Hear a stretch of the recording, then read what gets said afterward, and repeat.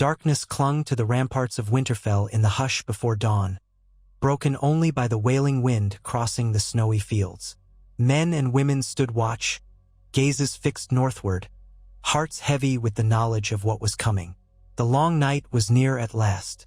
For all their alliances and all their preparations, the living knew the army of the dead marched closer with every passing hour. Yet in this bleak moment, deep beneath the flickering torches of the castle walls, and in a corner of the grand hall where war councils had been held night after sleepless night, the memory of one man lingered. Jon Snow, once king in the north, who had left some weeks ago on a mysterious quest. Many scorned him for abandoning them, for departing when they needed him most. Others trusted he had gone to secure some advantage for their final stand. But only a few knew his true purpose. He had discovered something that changed all the rules of blood and birth. He had learned that his name was not Jon Snow, but Aegon Targaryen, the last surviving son of Rhaegar Targaryen and Lyanna Stark. He had learned this secret from Samwell Tarly and Bran Stark, who had uncovered proof in records and visions, thereby unraveling one of the greatest mysteries of the age. At first, the revelation weighed upon him like a crushing boulder. He had lived his whole life believing himself a bastard. He had fought tooth and nail for acceptance and duty. He had loved, sacrificed, and known the bitterness of being set aside for nothing more than the accident of his birth, or so he had believed. And now that birth was a crown he had never asked to wear. Yet, as the cold days passed and the threat of the Night King loomed, Jon understood that his Targaryen blood might be more than a secret. It might be the key to saving the world of men. The Targaryens had come from Old Valyria, the realm of dragons. And though Daenerys Targaryen already had her three, including the undead wraith once known as Viserion now in the Night King's service, rumors suggested that ancient Valyria's desolate peninsula still held secrets of dragonkind lost to the rest of the world. So he had left Winterfell quietly, telling only a few of his most trusted companions.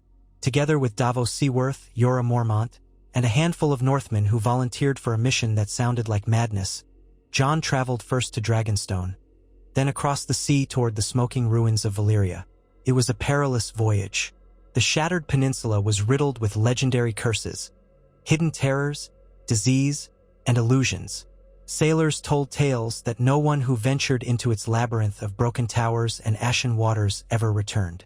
But the half a dozen ships that bore Jon's small party pressed on, guided by old charts and half-mad accounts that promised that if any living dragons remained beyond the ones Daenerys had hatched, they might be found in the labyrinth of Valyria's broken freeholds. The crossing was nightmare enough. Thick fog choked the sea around them, currents raged with unpredictable force, and more than once monstrous shapes were glimpsed beneath the brine. Perhaps illusions, perhaps real. Jorah carried a bitter sense of irony, for House Mormont was sworn to House Stark, and though he once served Daenerys Targaryen, he had now set off with a different Targaryen into the heart of doom. Davos joked grimly that he had survived Blackwater Bay and the onslaughts of Stannis' campaigns, only to die in the cursed wasteland of the Valyrians. But beneath their banter, they were determined. If Jon's vision, or rather Bran's vision, proved correct, if somewhere in Valyria there was a living dragon of monstrous size, that beast might tilt the balance of the war against the dead. It might even defend them against the dark magic that had turned Viserion to ice and frost. At length, the battered ships found a cove of black volcanic rock. Their sails were in tatters, their water nearly gone. Most of the men were ill with a feverish cough that no maester's remedy could stave off. The air smelled of sulfur and decay. The skies were a perpetual dusk, thick with drifting ash that sometimes rained on them like gray snow. They set foot on Valyria's shores, half expecting the ground to burn with molten heat beneath their boots. Instead, it felt clammy and cold, yet they were never free of the sensation of something smoldering beneath. Pillars of ancient architecture jutted from the earth like the bones of a sleeping giant. Once, dragons had soared here more numerous than anywhere else in the known world. Once, this had been the epicenter of a civilization so powerful that the Targaryens were but a minor branch before the doom. Now all lay in silent, haunted ruin. With hearts pounding, the explorers delved further inland, armed with swords of dragonglass and steel, uncertain if their greatest threat would come from the horrors rumored to lurk in the shadows, or from some monstrous remnant of draconic might. Jon led the way, bearing Longclaw at his hip and wearing a thick black cloak that had once signified his status as Lord Commander of the Night's Watch. No cloak had ever felt so heavy. Each step echoed with the knowledge that somewhere in the far north, his people, his family, were preparing for the confrontation with the White Walkers. He felt the guilt of having left them, of trusting that Daenerys, Sansa, Arya, and the rest of the North could hold out until he returned. Yet he believed wholeheartedly there was no choice. They needed more. They needed a monstrous power that could challenge even the undead Viserion. This was not mere rumor. Bran's visions had been disturbingly clear. A dragon slumbered in the labyrinth of old Valyria's drowned caverns. Larger even than the famed Balerion, the Black Dread, who had once helped Aegon the Conqueror bend the Seven Kingdoms to his will. If Jon could bond with it, then the living might have a final hope. Then, and only then, could they stand a chance. The first sign of life they found was not the mythical dragon, but something else. Twisted, scaly creatures that might once have been men. They moved like half-rotted ghouls, their skin patchy with what looked like stony growths. Eyes filmed over, they wandered the old causeways and broken halls. When they sensed the living, they attacked with inhuman shrieks and claw-like fingers. Swords rang out, men fell, and the battle was as savage as it was brief. Overcoming these foes left the survivors shaken, for the illusions and curses of Valyria were real. Davos, panting, swore quietly that he would happily face 1,000 Golden Company swords rather than these horrors again. Jorah tried not to show fear, but his eyes betrayed a grim terror. Jon pressed on. He called out to the men, reminding them that each moment they lingered, Winterfell drew closer to an unimaginable assault. They had to move. They had to find the beast that slumbered in rumor. They found an entrance to an ancient tunnel complex, hidden behind half-collapsed columns and sealed by debris that took hours to clear. Torchlight flickered on wet stone. The smell of sulfur grew stronger, mingling with something else, an animal musk that set the hairs on the back of Jon's neck standing on end. Step by echoing step, they descended deeper, and the air grew hotter. The men's breath came in laboring gasps. Trickles of sweat cut lines through the ash that clung to their faces. The rumbling deep beneath their feet felt almost like the purr of a dragon's breath. And still they went on. Then, in a vast cavern wide enough to house 6 great halls of Westeros, they beheld it. At first, the darkness was too great to see more than a silhouette. An impossibly large shape coiled around itself, black scales absorbing any faint flicker of torchlight. 2 golden eyes flickered open, luminous as the sun. The torch flames sputtered, extinguished by a sudden gust of hot, fetid wind. A roar filled the chamber, and the earth shook so violently that cracks spidered across the ground. Men fell back in terror, half of them scattering for the exit. A monstrous head rose, crowned with barbed horns that scraped the cavern roof. When the dragon opened its maw, the fire that leapt forth was not bright orange, but a dark, devouring black shot through with deep crimson at the edges. It was an eruption of shadowy flame that twisted the darkness into shapes of nightmare. Jon stood transfixed. All around him, screams rang out as the dragon's breath set men alight, turned stone to molten slag, and threatened to trap them all in a lake of fire. He could hear Davos shouting for a retreat. He could see Jorah half-carrying a wounded Northman toward the tunnel. Fear hammered in Jon's chest, so vast and deep that it threatened to bury him. But something else stirred. He was Targaryen, of royal Valyrian blood. He felt some answering call in his spirit, as though the beast's roar resonated in the marrow of his bones. Rather than flee, Jon took a step forward. He dropped his torch and raised his hands, calling upon any shred of trust in the bond between dragon and Targaryen rider. He spoke aloud, but even he did not know what he said. Some half-forgotten phrase gleaned from old tomes, some invocation of the name Targaryen. His voice wavered, but he kept speaking, heedless of the swirling heat licking at his cloak, heedless of the flames devouring the stone behind him. He was alone, standing before a beast that dwarfed every dragon story he had ever heard. The dragon swung its gargantuan head low, golden eyes fixed on him. Another gust of heated air ruffled Jon's cloak. His exposed skin blistered in the scorching wind. He trembled but did not move. Then, in a moment that would be seared forever into his memory, the dragon's roaring ceased. It came close enough that its breath raked over him in waves, and its eyes flickered with an alien intelligence. When it spoke, it was only in a low rumble that set Jon's teeth on edge, but in that moment, Jon felt a deep, primal connection, a resonance that told him this beast recognized something in him. Whether that was Targaryen blood, the will of the gods, or the dragon's own choice, Jon could not say. But slowly, the creature relaxed its coils, towering overhead, and blinked as though curious. The flames subsided, and in that lull, Jon exhaled a breath he did not know he had been holding. Behind him, Davos and Yora dared to peer into the chamber.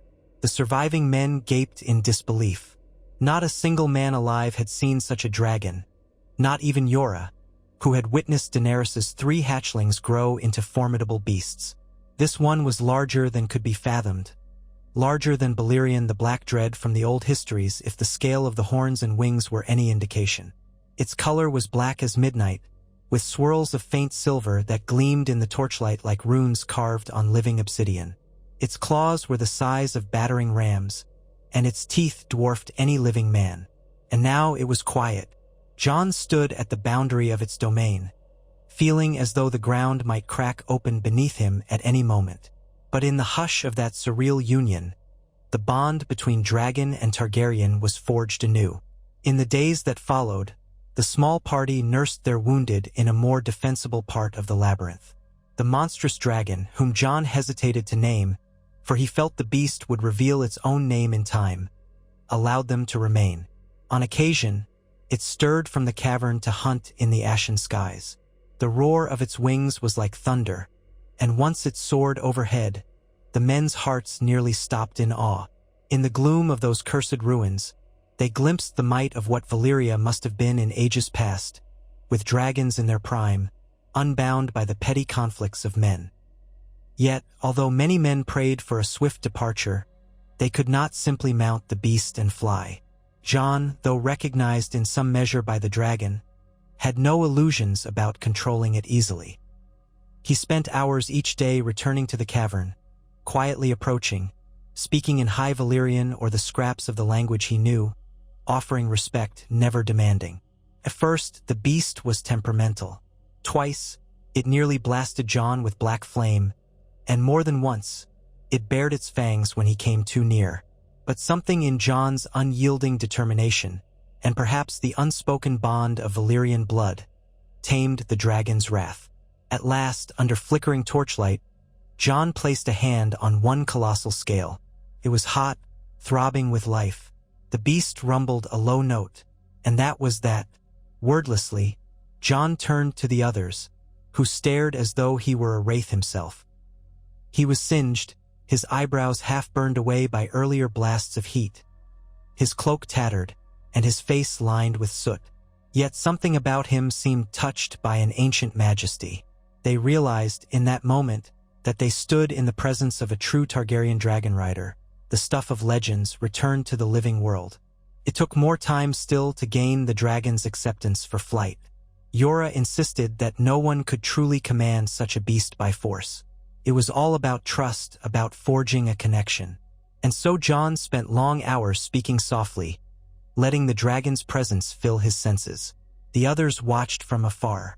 Sometimes, Davos would remark that it seemed the dragon itself was listening, as though evaluating this mortal's worth. They could not linger forever. The White Walkers marched on Westeros, and the memory of that truth drummed in Jon's thoughts night and day. The men prayed to the Seven, the old gods, the drowned god, any deity that might help them survive each dawn, for who knew if the next moment would see them devoured by fire or by some horror of Valyria. Then, on the 21st day, before a gray sunrise, Jon ventured once more into the cavern. The dragon was curled in slumber, black wings draped across the stone like a shroud. Ash fell from the ceiling, dusting the beast's horns. Jon approached quietly, the golden eyes opened.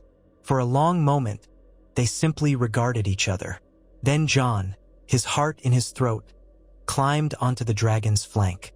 The beast rumbled, a vibration that nearly shook him off, but it did not strike or roar in fury. Tentatively, he edged upward, grasping at ridges of scales until he was perched upon the dragon's back. He felt the heat radiating from its body, smelled the pungent sulfur and smoke. He had flown on Regal once, uncertainly, but this was altogether different. This was a creature that dwarfed Regal, Drogon, and Viserion put together, a behemoth of living flame. Yet it lifted its head, stretched its wings, and with a staggering quake, rose to stand at its full height. Jon felt the beast's muscles coil beneath him, and his breath caught.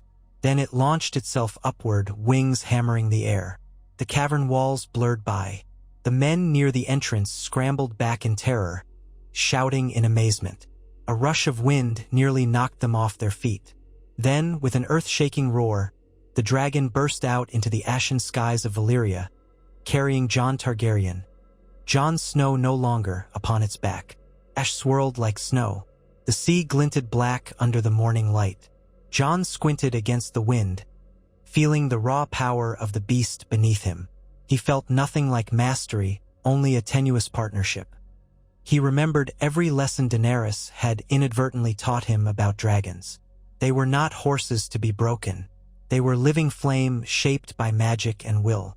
One misstep and he would plummet, or worse, be incinerated by black fire. But for that glorious, terrifying moment he flew. By midday, he managed to guide the dragon back to the labyrinth, where it landed with surprising grace. The men bowed or watched in wonder.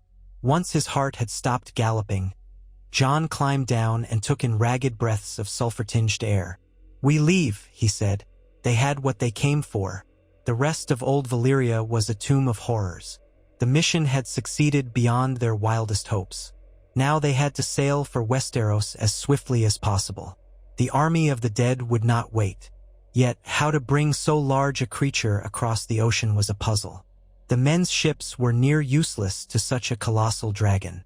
Jon solved it in the only way possible. The dragon would fly on its own.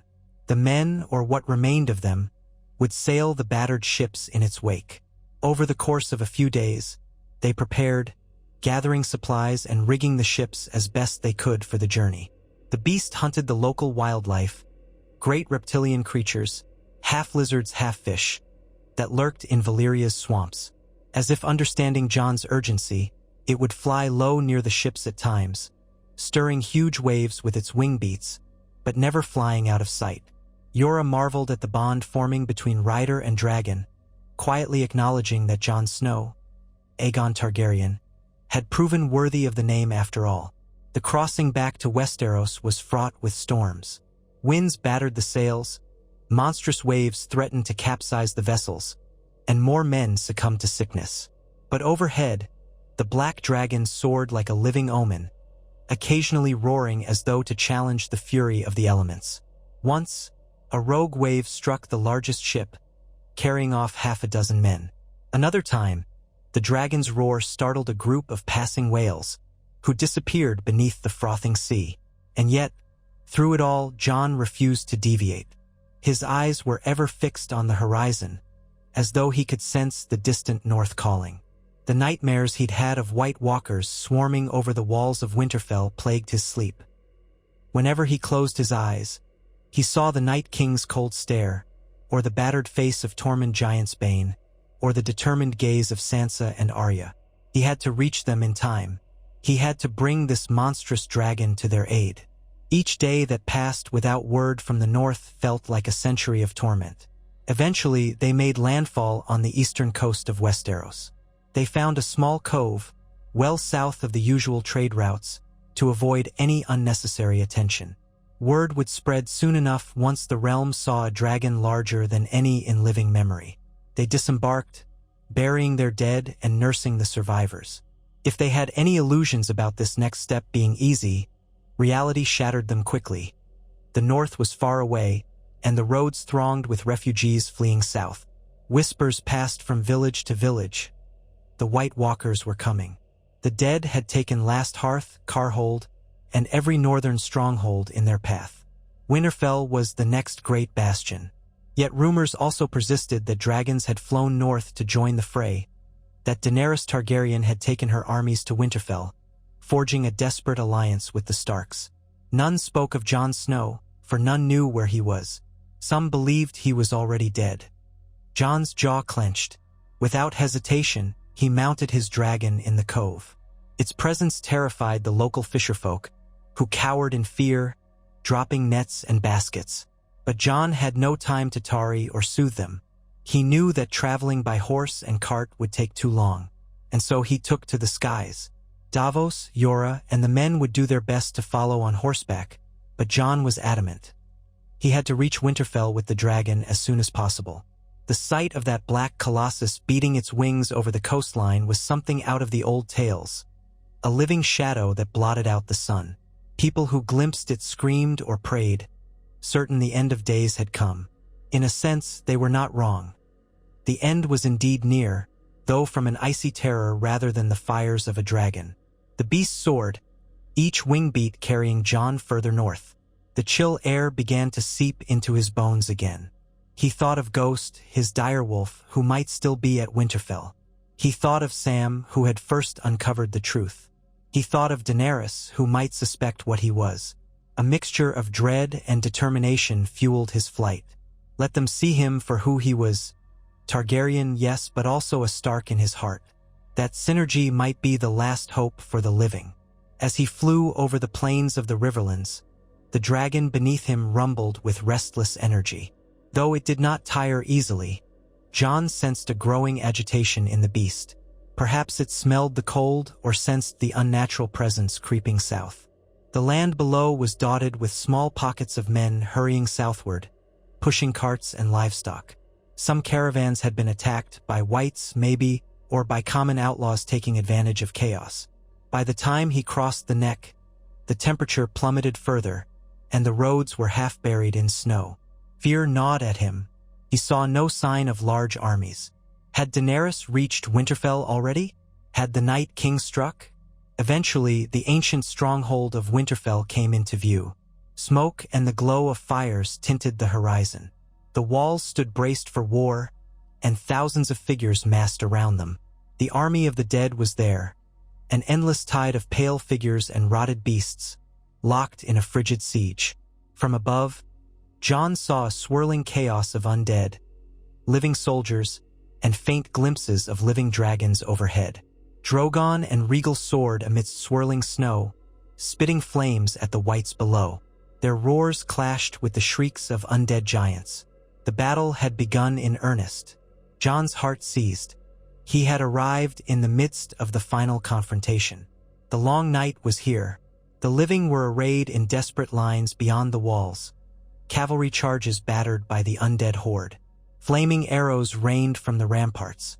Catapults hurled pitch and fire. And above it all, perched on an icy outcropping beyond arrow range, stood the Night King astride the undead Viserion, whose frost-blue flame was even now blasting at a section of Winterfell's outer defenses.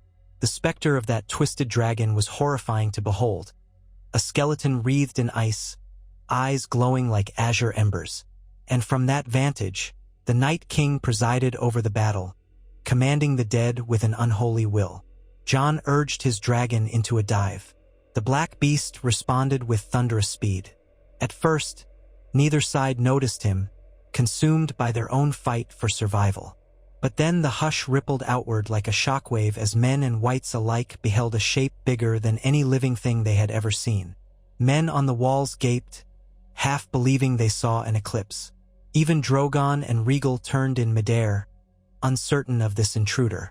Daenerys, riding Drogon, glimpsed the black monstrosity with dread and confusion.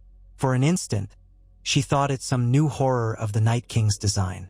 But then, as it drew closer, she recognized the figure astride it, though she could scarce believe her eyes. Jon, cloak streaming behind him, face set with grim resolve, returned not as the king in the north, but as something else entirely. The black dragon opened its massive jaws and roared, a sound so deep it rattled the entire battlefield, carrying over the clash of steel and the shrieks of the dying. The effect was immediate.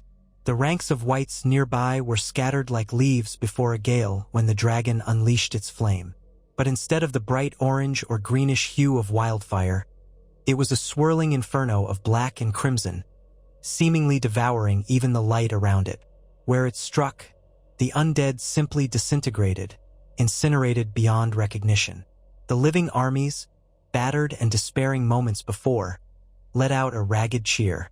Some recognized Jon at once, while others simply rejoiced at the arrival of any new ally with such destructive power. The Night King, from his vantage, turned his icy gaze upon this newcomer. Without hesitation, he descended from the outcropping on the undead Viserion, aiming directly for the black dragon. Daenerys circled wide with Drogon, trying to flank him, while Rhaegal hovered overhead, wounded but still in the fight. The aerial conflict that followed was as if from the dawn of days, when dragons battled for the fate of empires. The undead Viserion spewed its freezing breath, which crackled and spread shards of ice across the black dragon's flank. Jon's mount roared in pain, but fought back with a hellish torrent of shadow flame that forced the undead beast to veer aside. Nearby, Drogon and Rhaegal joined the fray, attempting to pin Viserion between them. But the Night King's reflexes were unnatural, and he steered Viserion in a tight spiral, unleashing frigid blasts that threatened to shatter wings or freeze hearts mid-beat. Jon gripped the scales of his dragon as they soared higher, searching for an opening. He knew they had one chance, to strike the Night King himself. Dragon's fire alone might not be enough, for the Night King had survived Dragonflame once. But if Jon could get close enough, if he could drive dragonglass or Valyrian steel into the undead king's heart, that might end it all. The memory of Hardhome returned to him. The Night King's chilling stare, the effortless raising of the dead. Jon felt a surge of anger and purpose. He was born for this moment, perhaps. If there was any truth to prophecy, any justice in the world, then his Targaryen blood, his Stark blood, and all his trials had led here. He urged his dragon into a head-on charge. Viserion unleashed a torrent of icy flame. Jon's mount answered with the Black Inferno. The two blasts collided in midair, swirling in a thunderous explosion. The force nearly knocked Jon from the saddle, but he clung on, pressing forward through the swirling storm of ice and fire. At the last instant, the black dragon dove beneath Viserion, lashing out with razor-sharp claws that raked across the undead dragon's ribbed underbelly. Bits of frozen flesh and bone scattered on the wind. Viserion screeched, the sound reverberating across the battlefield. On the ground, the whites momentarily faltered, as if the Night King's concentration wavered. It was all the opening Jon needed. As the two dragons momentarily grappled in midair, Jon launched himself from his mount's back, leaping toward the Night King. The distance was only a few yards, but it felt like leagues in that suspended moment. He landed hard on Viserion's cold, slick scales, nearly sliding off. His right hand clenched Longclaw, the Valyrian steel sword glinting with the pale reflection of undead fire. The Night King snarled soundlessly, turning his frosty gaze upon Jon. With preternatural speed, the ancient creature raised an icy spear, intending to impale him. Jon twisted aside, nearly losing his grip, and swung Longclaw. The blade clashed against the spear with a metallic ring that echoed through the sky.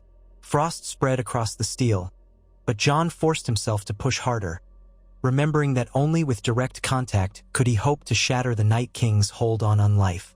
Then, with a roar that carried all his rage, sorrow, and hope, Jon drove Longclaw forward. The Night King tried to twist aside, but the movement was incomplete. The sword's tip caught him just beneath the breastplate of ice, puncturing whatever cursed matter held his essence together. For an instant, time stood still. The Night King's eyes widened, glowing with an otherworldly blue. Cracks of pale light raced across his chest and spread outward, fracturing him from within. A silent explosion of icy shards erupted, knocking Jon off Viserion. The swirling vortex of broken ice flickered, then dissipated on the wind. Viserion let out a mournful shriek, the pale glow in its eyes flickering. Deprived of the Night King's magic, the undead dragon shuddered. Bits of rotted flesh broke away, the last vestiges of necromancy unraveling. Jon scrambled desperately, sliding across the disintegrating scales until he lost his grip entirely.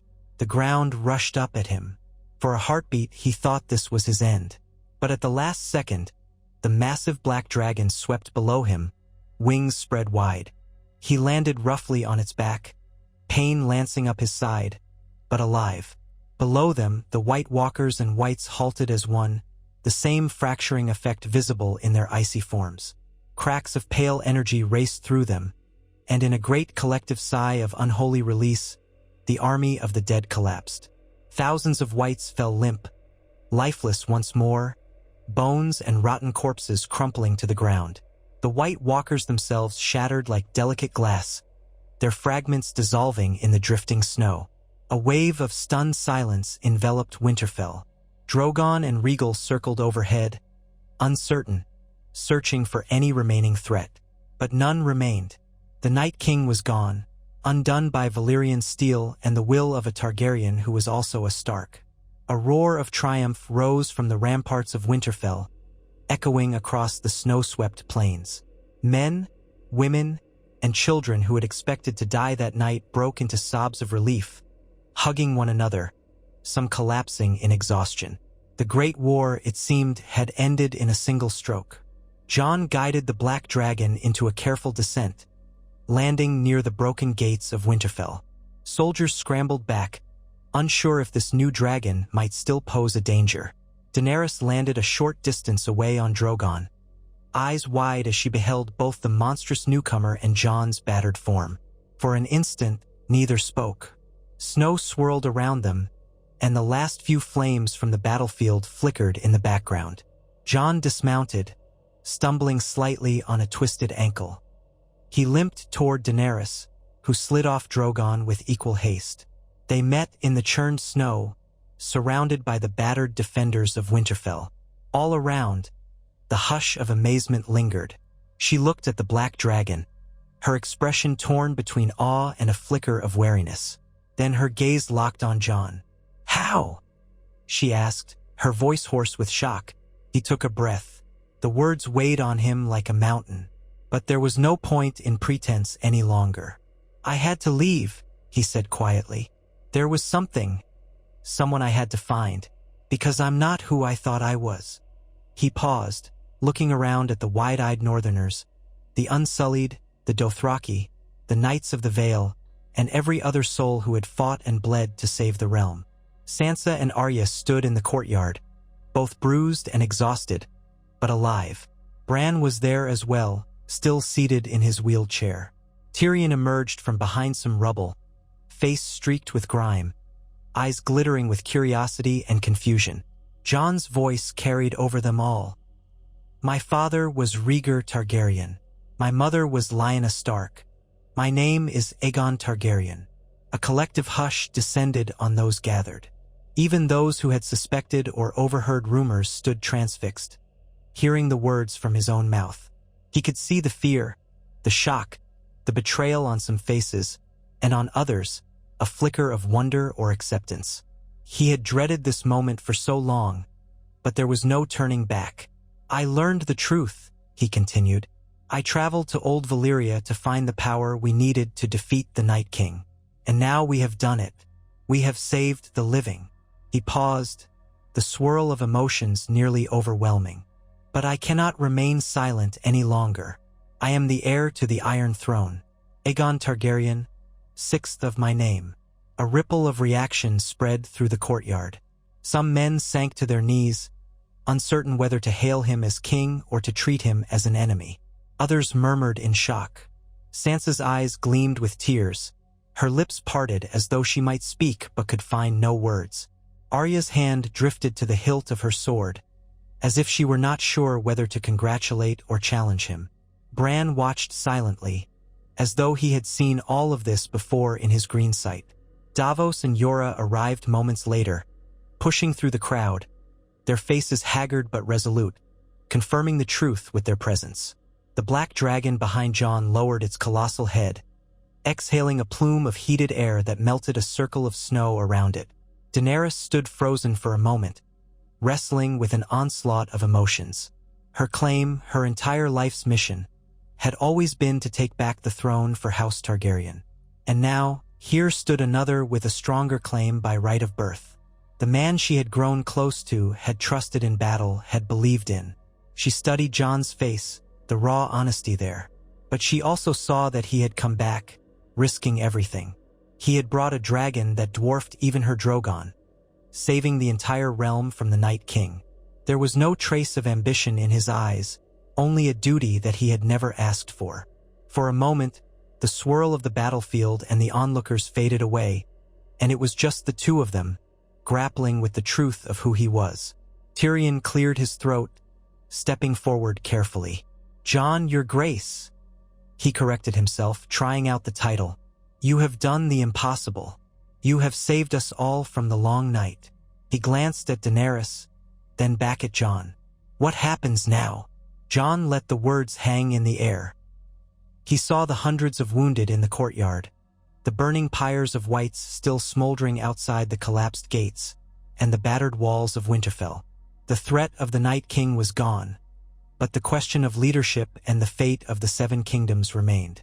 At length he spoke quietly. "We mourn our dead. We rebuild. We bring peace to this land." He turned to Daenerys, holding her gaze.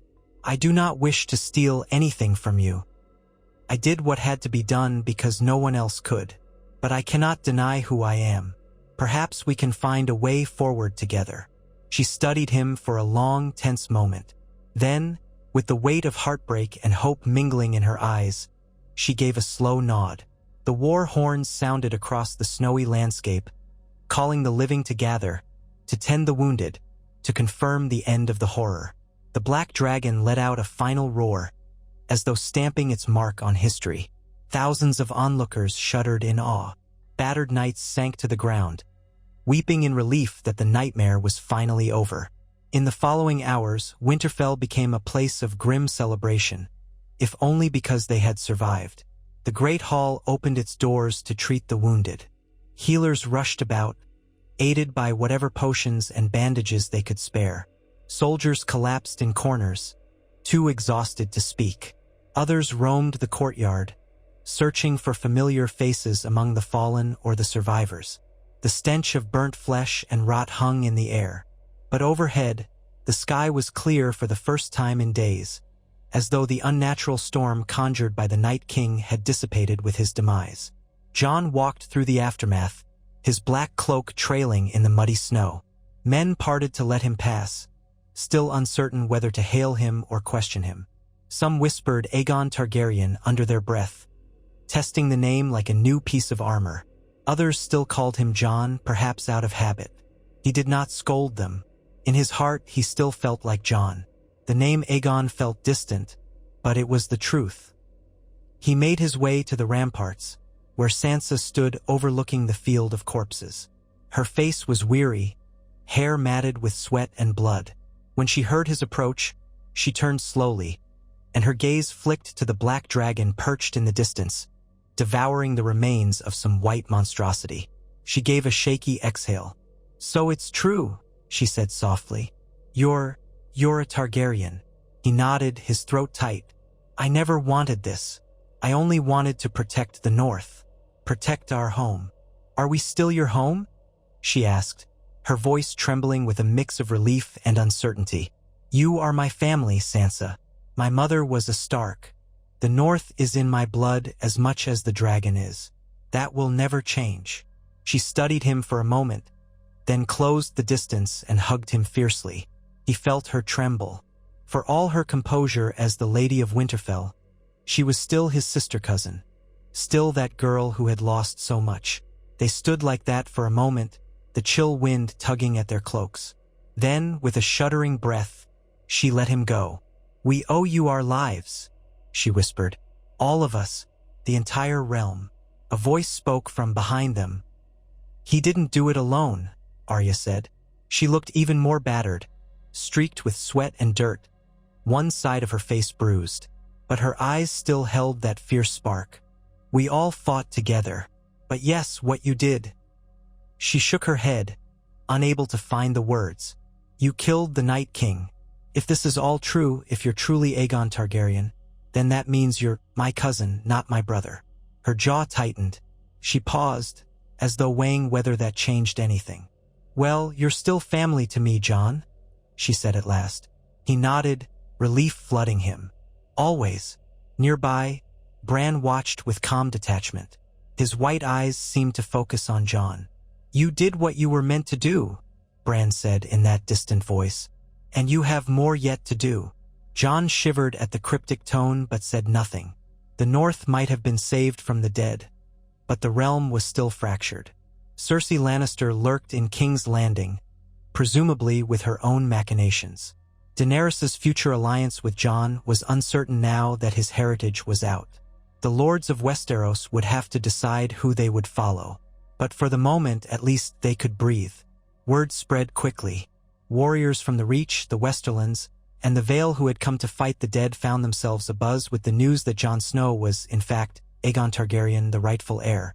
The arrival of the monstrous black dragon left no doubt that he carried the blood of the Dragon Lords.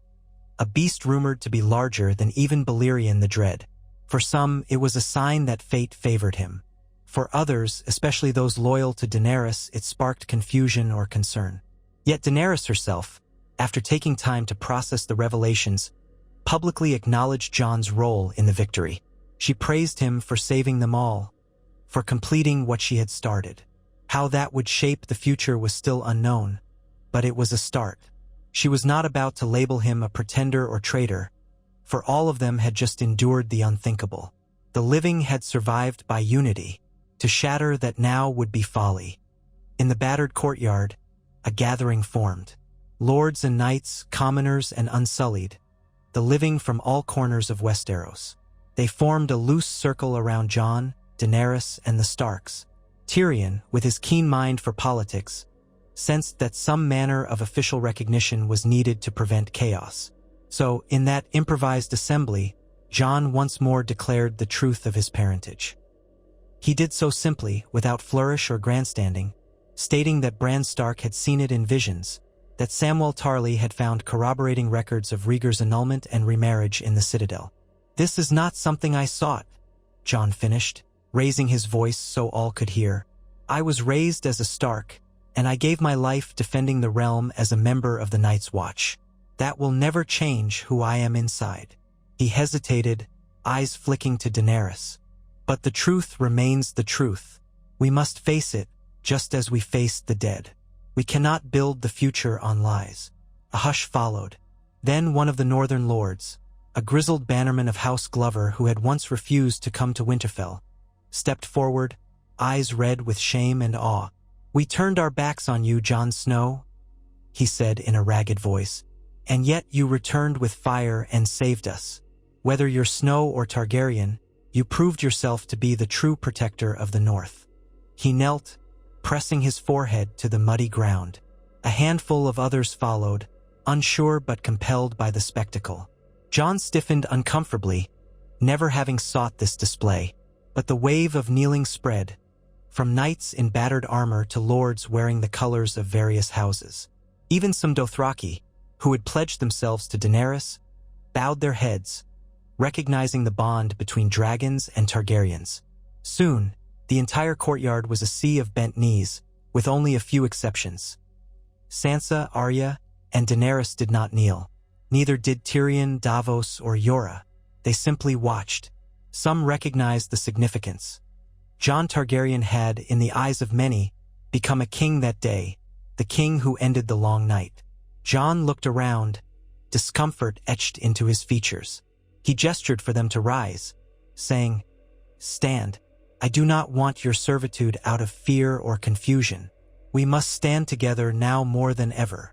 One by one, they rose, some with tears, some with quiet respect. The bitterness and distrust might take time to dispel, but the immediate reverence was hard to deny. Jon turned to Daenerys, who stood, tense and proud, yet uncertain. He knew her entire life's purpose had been built around her claim. This was not the time for a confrontation. Gently, he reached for her hand. "You are the queen who brought dragons back into the world," he said so all could hear. "Without you, none of us would be standing here. You've earned this realm's gratitude and respect. I stand with you." She looked at him, eyes brimming with complex emotion. "And I stand with you," she said after a moment, her voice resonating across the courtyard. "You have proven beyond doubt that a Targaryen alone is not enough. It is unity that will save us. That saved us." She cast her gaze over the assembled survivors. "Together, we will decide how best to move forward. The 7 kingdoms need healing. Let us put aside old divisions." A subdued cheer went up, for the crowd was too exhausted to muster more. But hope flickered there, even in the gloom of the aftermath. The next days were spent gathering the dead, burning whites so they could not rise again, and tending the wounded.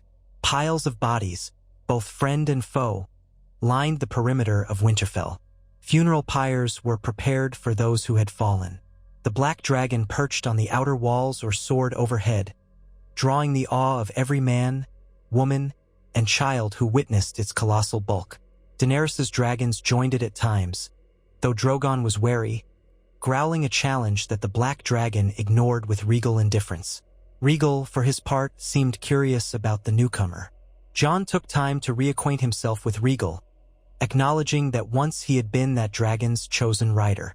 But now there was a new bond overshadowing all else. Some in the courtyard whispered that the black dragon was the reincarnation of Balerion himself, come to rectify some ancient wrongdoing. Others insisted it must have slumbered in Valyria, too great for any mortal to tame until now. Jon spent the little free time he had consulting with the other leaders. Sansa pressed him on what he intended to do about the politics of the realm. He had ended the greatest threat, but what of King's Landing? Cersei was still presumably sitting on the Iron Throne, though who knew what moves she was making now that the dead were defeated. Arya quietly reminded him that the North had bled too much for the Southern throne in the past. Tyrion spoke of forging alliances through marriage or at least treaties to stabilize the kingdom. Daenerys, though outwardly calm, clearly wrestled with how to accept the existence of another Targaryen with a stronger claim. And she wrestled, too, with her own heart, which still cared for Jon or Aegon or whoever he was. He found it difficult to separate matters of strategy from matters of emotion, especially with the realm still raw from the Great War. Amid these negotiations, the Black Dragon roamed the skies, sometimes drifting far to the north and returning with fresh kills. Each flight was a reminder of the unstoppable might Jon now commanded, for it listened to him in a way that no one else could replicate. A handful of times, Daenerys tried to approach it, to see if it recognized her Targaryen blood. But though it did not attack, it showed no deference, its golden eyes flicking over her with cool indifference before turning away. Jon apologized if that stung her pride, but she shook her head, acknowledging that dragons chose whom they would. It was a humbling experience for her, though, seeing the greatest living dragon grant her no special favor, even as she was the mother of dragons. Tyrion, witnessing this, remarked quietly that fate had a strange sense of humor. When the time came for the funeral rites of the fallen, the field outside Winterfell was an ocean of pyres. Thousands upon thousands of soldiers had given their lives. Northmen, Dothraki, Unsullied, Knights of the Vale, Free Folk, and many more. Torches were lit. Davos read solemn words of remembrance. Jon, in a simple black cloak, his face grim, helped carry the torch that set the nearest pyre ablaze. The flames spread, washing the night with their orange glow. Tears glistened on the cheeks of the survivors. Daenerys, too, wept for Ser Jorah, whose body lay among the pyres. She touched his face one last time before stepping back. Ghost, Jon's direwolf, limped among the crowd, ears drooping, mourning the loss of so many friends. Sansa laid a cloak embroidered with the Stark sigil over Theon Greyjoy's body, whispering that he had died a Stark. Arya stood in silence, fists clenched. Together, they honored the memory of the living who had become the shield against the dead. After the funeral, a subdued feast was held in the Great Hall, more out of duty than any real desire to celebrate. Mead and ale flowed, though the mood was tempered by grief. Song was scarce. Some men tried to hail Jon as the new Targaryen king, to raise cups in his honor. He accepted the well-wishes with as much humility as he could muster, but the weight of it pressed heavily on him. He had never wanted a throne. He had never wanted the crown. He wanted only to protect the people he loved. Yet destiny, it seemed, had chosen him. And though he might have cast aside that destiny under any other circumstances, the realm was too fragile. He had sworn to rebuild and protect it. By the third day after the battle, discussions began in earnest about marching south. The White Walkers were gone, but winter itself was still upon them. Much of the north lay in ruin. Even the rich fields of the Riverlands had been pillaged by the waves of the undead. King's Landing remained the seat of power, with Cersei Lannister presumably plotting to maintain her hold on the Iron Throne. Tensions flared. Some of the northern lords insisted that if Jon was the rightful king, he should simply fly his monstrous dragon south, burn the Red Keep, and claim the throne. Others argued that might incite fear and resentment, leading to further bloodshed. Tyrion counseled diplomacy, though he knew from experience how slippery Cersei could be. Daenerys was torn. She had promised to break the wheel, to bring a new era, and now that the dead were defeated, she saw the path open. Yet her claim was overshadowed by Jon's. She was not sure how to proceed. Jon himself insisted that they try to avoid further devastation. "I do not want to slaughter innocents," he repeated. "We have spilled enough blood to last 10 lifetimes." Meanwhile, the Black Dragon patrolled the skies above Winterfell, occasionally venturing to the surrounding lands. The few wildlings in the area cowered at its shadow, but some recalled Tormund's words about Jon being king. Now, seeing that monstrous silhouette overhead, they believed them. The wildlings were slow to kneel to any king, but their gratitude for the defeat of the dead was genuine. They brought what supplies they could spare to Winterfell, forging a cautious alliance with the battered forces still garrisoned there. And they wondered if Jon Aegon would truly claim the 7 kingdoms, or whether the North could remain free. In the cold quiet of a small courtyard late one evening, Jon found Daenerys by a brazier, gazing at the embers. Snow drifted around her silver hair, and she seemed lost in thought. He approached, uncertain what words might pass between them. For all their closeness before the war, a gulf now stretched between them, formed by revelations and duty. She glanced up, her violet eyes reflecting the dancing firelight. "I've been thinking about the night I lost Viserion," she admitted softly. "Beyond the wall, I thought I had lost my child forever. Then I saw him again, turn to ice, destroying so many. Your dragon ended him." She paused, voice trembling. "I should thank you, and yet, it still hurts, to lose him like that." Jon said nothing for a moment, standing beside her, hands stretched toward the brazier's warmth. "I'm sorry. I wish it hadn't happened. I wish none of it had." She looked at him, eyes moist. "What will you do now? You have a claim to the throne. The people see you as a savior. If you march south, will you demand fealty? Will you cast me aside?" His heart twisted. "I don't know," he admitted. "I never wanted the throne. I only wanted to protect the North and all who live in these lands. But fate has other plans." He reached out, hesitating, and gently placed a hand on her shoulder. "I have no wish to push you away. You have suffered, fought, and bled for the people of this realm. They know you as the mother of dragons. You have a place here, but we must be honest about who we are." She stared down at his hand, then slowly covered it with her own. The night air was cold, but her touch was warm. "I once believed it was my birthright to rule. Now I see that birthright is yours by law and blood. I will not pretend that is easy for me to accept, but perhaps we can find a way forward, together, if we can lay aside pride."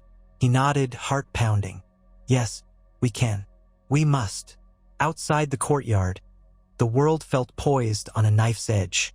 The threat of the dead was gone, replaced by the threat of politics, ambition, and old grudges. Yet a seed of hope flickered. If the rightful Targaryen heir and the woman who had resurrected the Targaryen name could unite, perhaps the realm could heal without burning to the ground. In the coming days, The black dragon's presence at Winterfell became a symbol that the Targaryen power had returned in full. Ravens flew to every corner of the land, carrying tidings of the Night King's defeat, the monstrous dragon from Old Valyria, and the revelation that Jon Snow was Aegon Targaryen. Some maesters wrote feverishly that a new age of dragons had dawned. Lords throughout Westeros stirred at the news. Some prepared to send envoys to the north, offering allegiance or seeking terms. Others braced for war, fearing the Targaryen ascension might come with fire and blood. In King's Landing, no doubt, Cersei Lannister seethed, though no raven carried her response yet. Surrounded by her Golden Company mercenaries, she might still fancy her chances. For now, though, Winterfell focused on tending its wounds.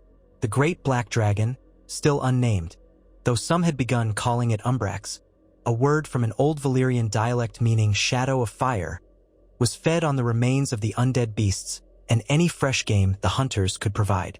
Jon tried to ride it often, refining their bond, yet he never pushed it. It roamed as it willed, sometimes ignoring his calls for hours.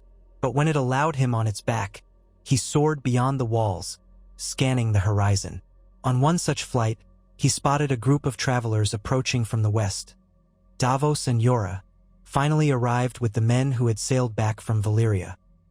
He landed near them, terrifying the horses but receiving a hearty greeting from Ser Davos, who was visibly relieved to see Jon alive and well. The men carried news of various skirmishes to the south and expressed relief that the dead had been vanquished. They also carried with them the weight of knowledge about Jon's heritage, which Davos was still grappling with. "What a thing," he muttered. "You've outdone all the stories, my boy, your grace." Jon chuckled mirthlessly. "Don't call me that, please." But Jorah shook his head with a faint smile. "You have more than earned it, Jon. The realm will call you that soon enough." With each passing day, the constraints of winter bore down harder. Supplies grew thin, and many urged that the combined armies should march south before deep snows trapped them in the north. Others insisted that the wounded needed more time to recover. Ultimately, a council was called in the Great Hall, comprising the remaining northern lords, Daenerys, Tyrion, Sansa, Arya, Bran, and other key figures like Gendry, Davos, and Jorah. The black dragon's presence loomed outside, visible through the high windows whenever it rose on hind legs to peer over the walls, as though curious about mortal politics. Opinions clashed. Some lords wanted to quickly press an advantage, warning that if they delayed, Cersei would fortify King's Landing. Tyrion pointed out that she undoubtedly already had, and that a direct assault could lead to heavy casualties, especially if wildfire caches still riddled the city. Daenerys spoke of a desire to root out tyranny once and for all, but also a wish to spare the common folk. Jon repeated his stance that they must avoid wanton destruction. He described a plan where they could ride south with the dragons, confront Cersei, and demand her surrender. If she refused, they would blockade the city, cutting off supply lines, hoping for a bloodless resolution. But that was an optimistic view, given her history. As the debate carried on, Sansa raised another point. The North was devastated and needed leadership. Did Jon, as a newly revealed Targaryen, expect the North to kneel to him the same as the southern kingdoms? Would Daenerys demand fealty from them as well? A flicker of tension ran through the room. Jon took a measured breath. "I have not forgotten my mother's blood," he said, "nor the sacrifices of the North. If I claim the Iron Throne, it is not to subjugate the North, but to unite the realm. Whether that means some form of autonomy, we can negotiate. But we cannot survive if we remain fractured. We have seen what unity can do." Gradually, an uneasy consensus formed. The combined armies would move south once they were able, with the aim of negotiating a peaceful settlement if possible. They would proclaim Jon Aegon as the true king of the Undulls, the Rhoynar, and the First Men, with Daenerys Targaryen recognized as his partner in rule, though the exact nature of that partnership was left vague. For now, the immediate goal was to secure the realm from further bloodshed. The hall was abuzz with cautious optimism. The days passed in a haze of preparations. Smiths worked overtime forging new weapons. Maesters tended the wounded, distributed scarce rations. Ghost padded through the halls, looming protectively near Jon whenever he was still. Daenerys spent hours with her surviving dragons, ensuring Drogon and Rhaegal recovered from their wounds. She learned to keep a wary distance from the Black Dragon, Umbrax, as some insisted, though she recognized it would be crucial in the final confrontation if Cersei refused to yield. Meanwhile, Sansa and Tyrion managed the day-to-day governance, coordinating supply lines, rationing food, and trying to keep tensions in check among the uneasy alliances within Winterfell's walls. Amidst this swirl of duty, Jon barely found a moment to breathe, much less reflect on the path he had taken. When he did, his thoughts went back to that cavern in Old Valyria, to the moment he touched the scalding black scales of the sleeping Titan. He remembered the fear, the near certainty of death, and the strange sense of recognition he had felt. Felt like a dream. He was no conqueror at heart, no warlord. But the realm needed more than a reluctant hero. It needed a king who could unify. Whether he liked it or not, the name Aegon Targaryen had etched itself into the annals of history, sealed with the fire that slew the Night King. One cold morning, as he stood on the walls gazing south, he thought he saw a flicker of movement among the broken towers in the distance. Grabbing his fur-lined gloves, he ventured outside the gate, curious. He found Arya in a deserted courtyard, practicing her sword work on a straw dummy. Her breath came in visible puffs, her stance deadly. She noticed him but did not pause, finishing a swift flourish that knocked the dummy's head clean off. Then she turned to him, leaning on Needle. "I hear you're off to save the realm again soon," she teased lightly, though her eyes were solemn. "You'll come with us," Jon said. "I need your skill." She shrugged. "I'm not one for big battles, but I'll help you if I can." She studied his face. "You look as though you're carrying the world on your shoulders." He gave a quiet laugh. "Sometimes it feels that way." Her gaze softened, and she lowered Needle. "You did it, Jon. You killed the Night King. Saved us. For me, that's enough. If you want to be king, do it. If you want to go live in a hut in the middle of nowhere, do that. Just be you." He exhaled, touched by her words. "Thank you, Arya. That means more than I can say." She returned to her stance, as though conversation over, but then added softly, "You'll always be my brother, even if we don't share the same father. Never doubt that." With that, she resumed her dance of steel, leaving him to his thoughts. The days that followed were marked by a slow but determined recovery in Winterfell. Envoys from the Riverlands arrived, seeking to renew fealty or at least confirm the outcome of the Great War. Jon and Daenerys received them, clarifying that their intention was to move south to address the question of the Iron Throne. Rumors abounded that the Lannisters in King's Landing were divided, with some eager to overthrow Cersei, others loyal. No one knew if a final confrontation could be avoided. Late one afternoon, Jon climbed onto Umbrax. He had begun to use the name the men had given the dragon, for it seemed to fit, and soared beyond the walls to test the creature's agility in flight. The dragon responded with thundering power, diving low over the snow-covered forests, scattering flocks of ravens in all directions. Jon felt the rush of cold air tear at his face, the old exhilaration of flight renewed. Yet there was a difference now, a sense of mutual understanding with the dragon, an acceptance that they were bound in some ineffable way.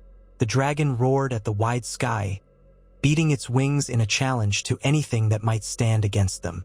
Jon found himself smiling grimly. The realm might not be ready to face the might of House Targaryen reborn, but they would soon have to. Turning back toward Winterfell, he guided the dragon to land in the courtyard. Its shadow swallowed the space, the hush enveloping the men who stood watch. Tyrion, stepping out of the great hall, nearly dropped his parchment in awe at the sight. Davos shook his head, muttering about living legends. Jon dismounted, again feeling that pang of unease at the reverent stairs. He had never coveted such power, but it was there, as real as the black scales beneath his feet. He turned and caught sight of Bran, who had been wheeled into the courtyard by Podrick. Bran's distant eyes met Jon's. A faint smile tugged at Bran's lips. There was a sense of quiet satisfaction there, as though the three-eyed raven had foreseen this all along. In the quiet that followed, the last preparations for the march south continued. Winterfell would not be left undefended. Many of the wounded would remain, along with some of the older knights and a contingent of the northern forces, under the watchful eye of Sansa as Lady of Winterfell. Arya and a few skilled fighters would accompany the main force.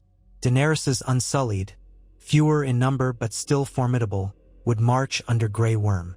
The Dothraki, their numbers decimated, would ride as well. Gendry, wearing Baratheon colors, pledged to support the cause, for he owed his legitimacy to Daenerys's recognition, though now that was complicated by Jon's claim. Yet he remained loyal to the alliance that had saved the living. With so many pieces in flux, it was a precarious alliance indeed. But they had faced the dead and emerged victorious. Perhaps that bond was strong enough to endure a march on King's Landing. Thus began the final steps of a journey that had once seemed impossible. Jon Snow, revealed as Aegon Targaryen, son of Rhaegar, riding a dragon more fearsome than any in living memory, prepared to lead a host southward to claim the Iron Throne, or so the realm whispered. What lay ahead no one could say. Cersei Lannister would not yield easily. And as always, there were other powers in Westeros that might yet assert themselves. But for the moment, an air of renewed determination suffused Winterfell. They had defeated the long night. Now they would bring the dawn. On the day they set out, the gates of Winterfell opened to a bleak winter sun. Snow drifted lazily through the air. The boots of thousands of soldiers crunched on the frozen ground, forging columns that stretched across the field where the pyres had once burned. Horses snorted, their breath steaming. Wagons creaked under the weight of supplies.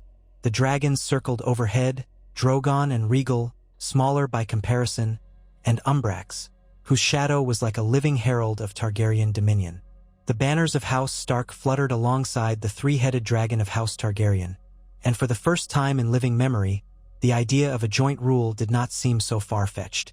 Jon, clad in dark leathers and furs, paused at the gate. Sansa stood near, wrapped in a thick cloak, her red hair catching the pale sunlight. "Go, Jon," she said, her voice trembling just a little. "Bring a lasting peace. Do what our father would have done if he could." He clasped her hand. "I will. You have my word." They embraced briefly, and then he mounted Umbrax, the dragon lowering its massive body to accommodate him. A hush fell over the assembled men as they watched him rise into the sky, black wings carrying him aloft. Daenerys followed on Drogon, while Rhaegal soared beside them. The sight of three dragons in flight, heading south, was a vision out of the days of old Valyria. And in their wake marched the armies of the North, the Vale, and the Targaryen loyalists. Over the rise of a snow-capped hill, the black dragon roared, spitting crimson-lined shadow flame into the empty sky, as though proclaiming the dawn of a new age.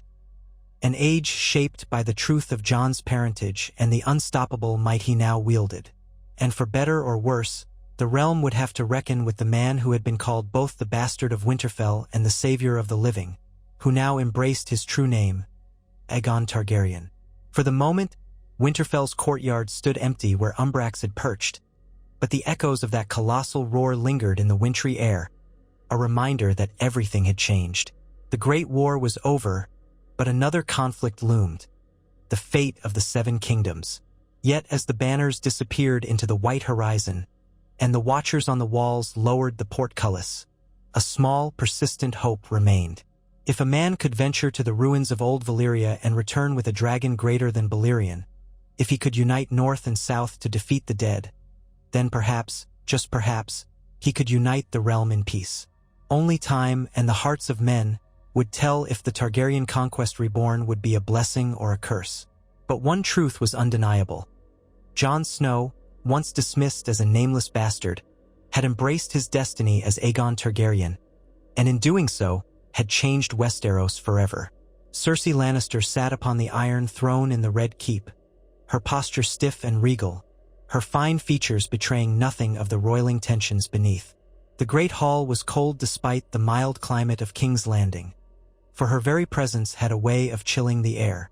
News had filtered through her spies and riders that Jon Snow, once believed a mere bastard from the north, had shown his true nature to the world. He was not only king in the north, nor merely a man allied with Daenerys Targaryen.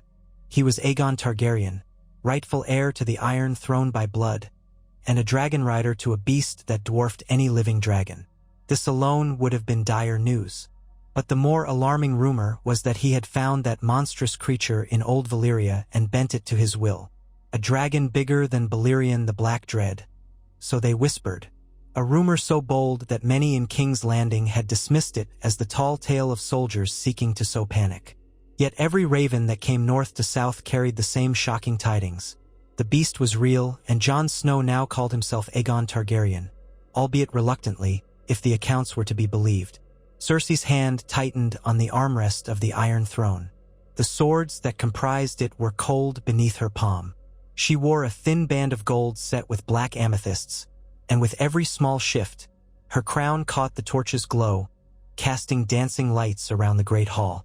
The echoes of footsteps approached, and Euron Greyjoy strode forward with his usual swagger. Behind him came a smattering of her closest advisors. Qyburn, face pinched with caution, and a pair of the remaining members of her small council. The Mountain, Ser Gregor Clegane, loomed behind them, silent and menacing, clad in dark armor. Cersei had grown so used to his presence that his massive shadow no longer startled her. He was a reminder to all that she would not tolerate betrayal. Euron had barely bowed before her, more a mocking dip than a genuine gesture of fealty. "My queen," he drawled, his voice echoing. "I hear the Starks are sprouting Targaryen wings these days. Perhaps next time we'll discover a Baratheon with tentacles or a Tyrell who can vanish into thin air. The wonders never cease, do they?" Cersei regarded him with cool eyes. "I would be mindful of your tone," she said. "If the stories are true, Jon Snow has a monstrous dragon at his command. He means to come south with Daenerys Targaryen, and her own beasts besides. That is 3 dragons in total, one of them larger than any living memory. We must be prepared." She glanced past Euron to Qyburn. "What of your scorpions? Are they prepared to fight such size?" Qyburn cleared his throat. "We have improved the designs, Your Grace. Each new scorpion is larger, sturdier, and can launch bolts with greater velocity. We've placed them along the ramparts of the city's walls and atop the battlements of the Red Keep. My men are constructing additional devices in the foundries as we speak. Still, we cannot be certain they will pierce the scales of a dragon said to be as large as Balerion, perhaps larger. Balerion's hide was legendary, as was his ferocity. His thin lips pressed together. All the same, we shall do our utmost to bring it down if it comes within range." She gave a single, curt nod. "Good. See that you do." A flicker of doubt passed behind her eyes, though. She remembered hearing stories of the Field of Fire, of Harrenhal's melted towers, of how Balerion had once overshadowed all of Westeros with Aegon the Conqueror. In many ways, the Targaryen conquest had been about fear as much as it was about the skill of arms. Now, centuries later, another Aegon threatened to do the same. But she would not bow. She would never bow. Not while a Lannister heart beat in her chest. Euron smirked, stepping forward with a flourish of his leather coat. His beady eyes glittered. "Let them come. I have the Golden Company, I have my Ironborn, and you have the city. King's Landing is not so easily taken, especially if that fool Jon Snow wants to spare innocents. I've heard enough about him to know he's weak. He's an honorable simpleton, just like Ned Stark before him. And I sank the fleet that tried to sneak around me last time. I'm ready for more." Cersei's lips twitched with faint disapproval at Euron's arrogance, but she did not rebuke him. She needed his fleet for now, needed his bravado to cow any lords who might consider defecting. "We must ensure the city stands firm," she said, tone crisp. "The people must fear the dragons enough to remain obedient, but not so terrified that they rise against us. If we can draw them inside the walls, we can make the siege as long and bloody as we like, perhaps force them to starve. Meanwhile, we pick them off with our scorpions if they attempt an aerial assault. If those Targaryen pretenders truly want the throne, Let them crawl over the corpses of their own men to reach it. Qyburn inclined his head. We do have stores laid in, though not as many as we might like if the siege is protracted. Yet we can feed the city's defenders. The small folk who become extraneous, well, they are resources we can allocate as we see fit. Cersei nodded, calculating. Then we proceed with caution. We keep the gates barred. Let them try to starve us out, if they dare. By then, the winter storms might hamper their movement. They may be forced to rely on supply lines from the Riverlands. And if I recall, there are still bands of sellswords and brigands I can pay to harass those supply lines. In time, their grand army will wither. She paused, tapping her fingers on the iron armrest. But we must also consider a direct assault. The Night King is gone, but these Targaryens might still bring overwhelming force. If it comes to that, we need a contingency. Euron raised a brow. Contingency, you say? Qyburn answered softly. We still have our green surprise stashed beneath the Red Keep and other strategic locations, if it comes to that. He did not speak the word wildfire aloud in front of the entire hall, but Cersei knew well what he meant. The Mad King's hidden caches were an ace in the hole. She had once used wildfire to destroy the Great September and her enemies with it. Should the Targaryens press too hard, Cersei could replicate that act on a grander scale. Better to leave a burning ruin than to hand the city over to Jon or Daenerys. That possibility lurked at the back of her mind. If she could not hold the throne, she would ensure no one else did. Euron grinned wolfishly. I do like surprises. Cersei eyed him. You will like them less if you are caught in the blast. He shrugged as though unconcerned, his air of bravado unwavering.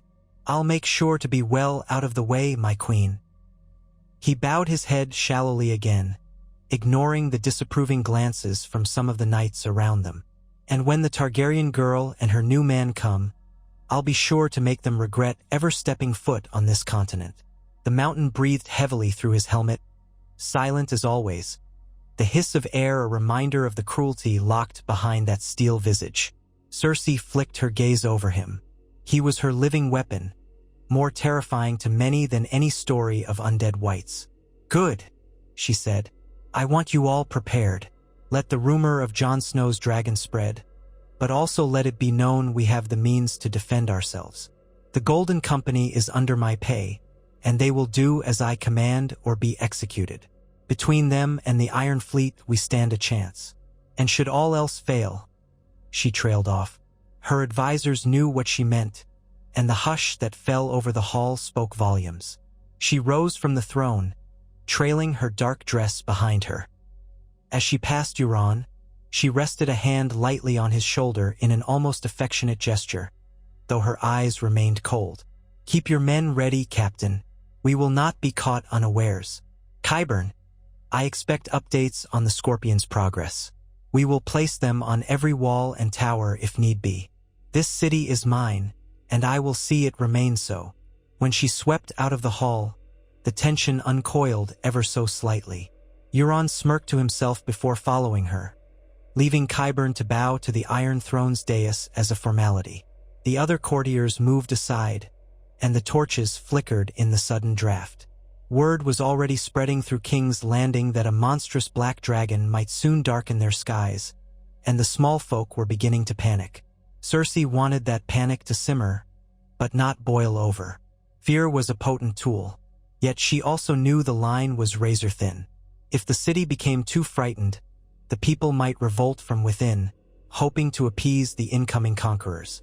She had to balance intimidation with hollow reassurances. She had to make them believe that she alone stood between them and utter destruction. Far to the north, in the army camp that stretched across the still partially snowy plains beyond the Neck, Jon Snow, Aegon Targaryen, stood in a large, hastily constructed command tent.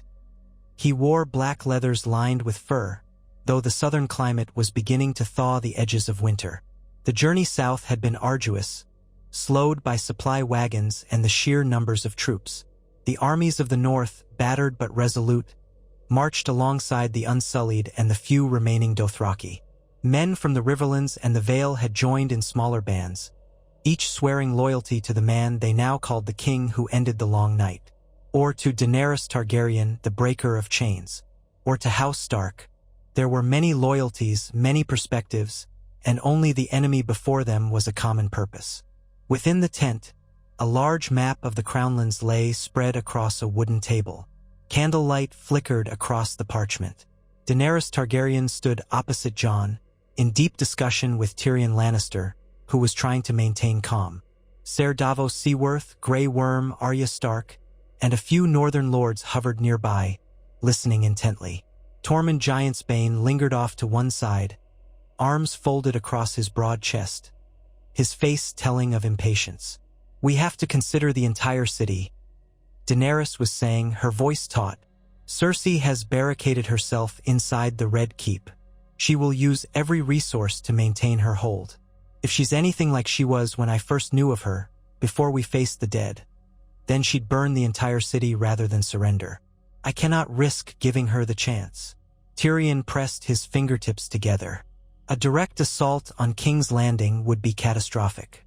Thousands of innocents, men, women, children, would perish in the crossfire.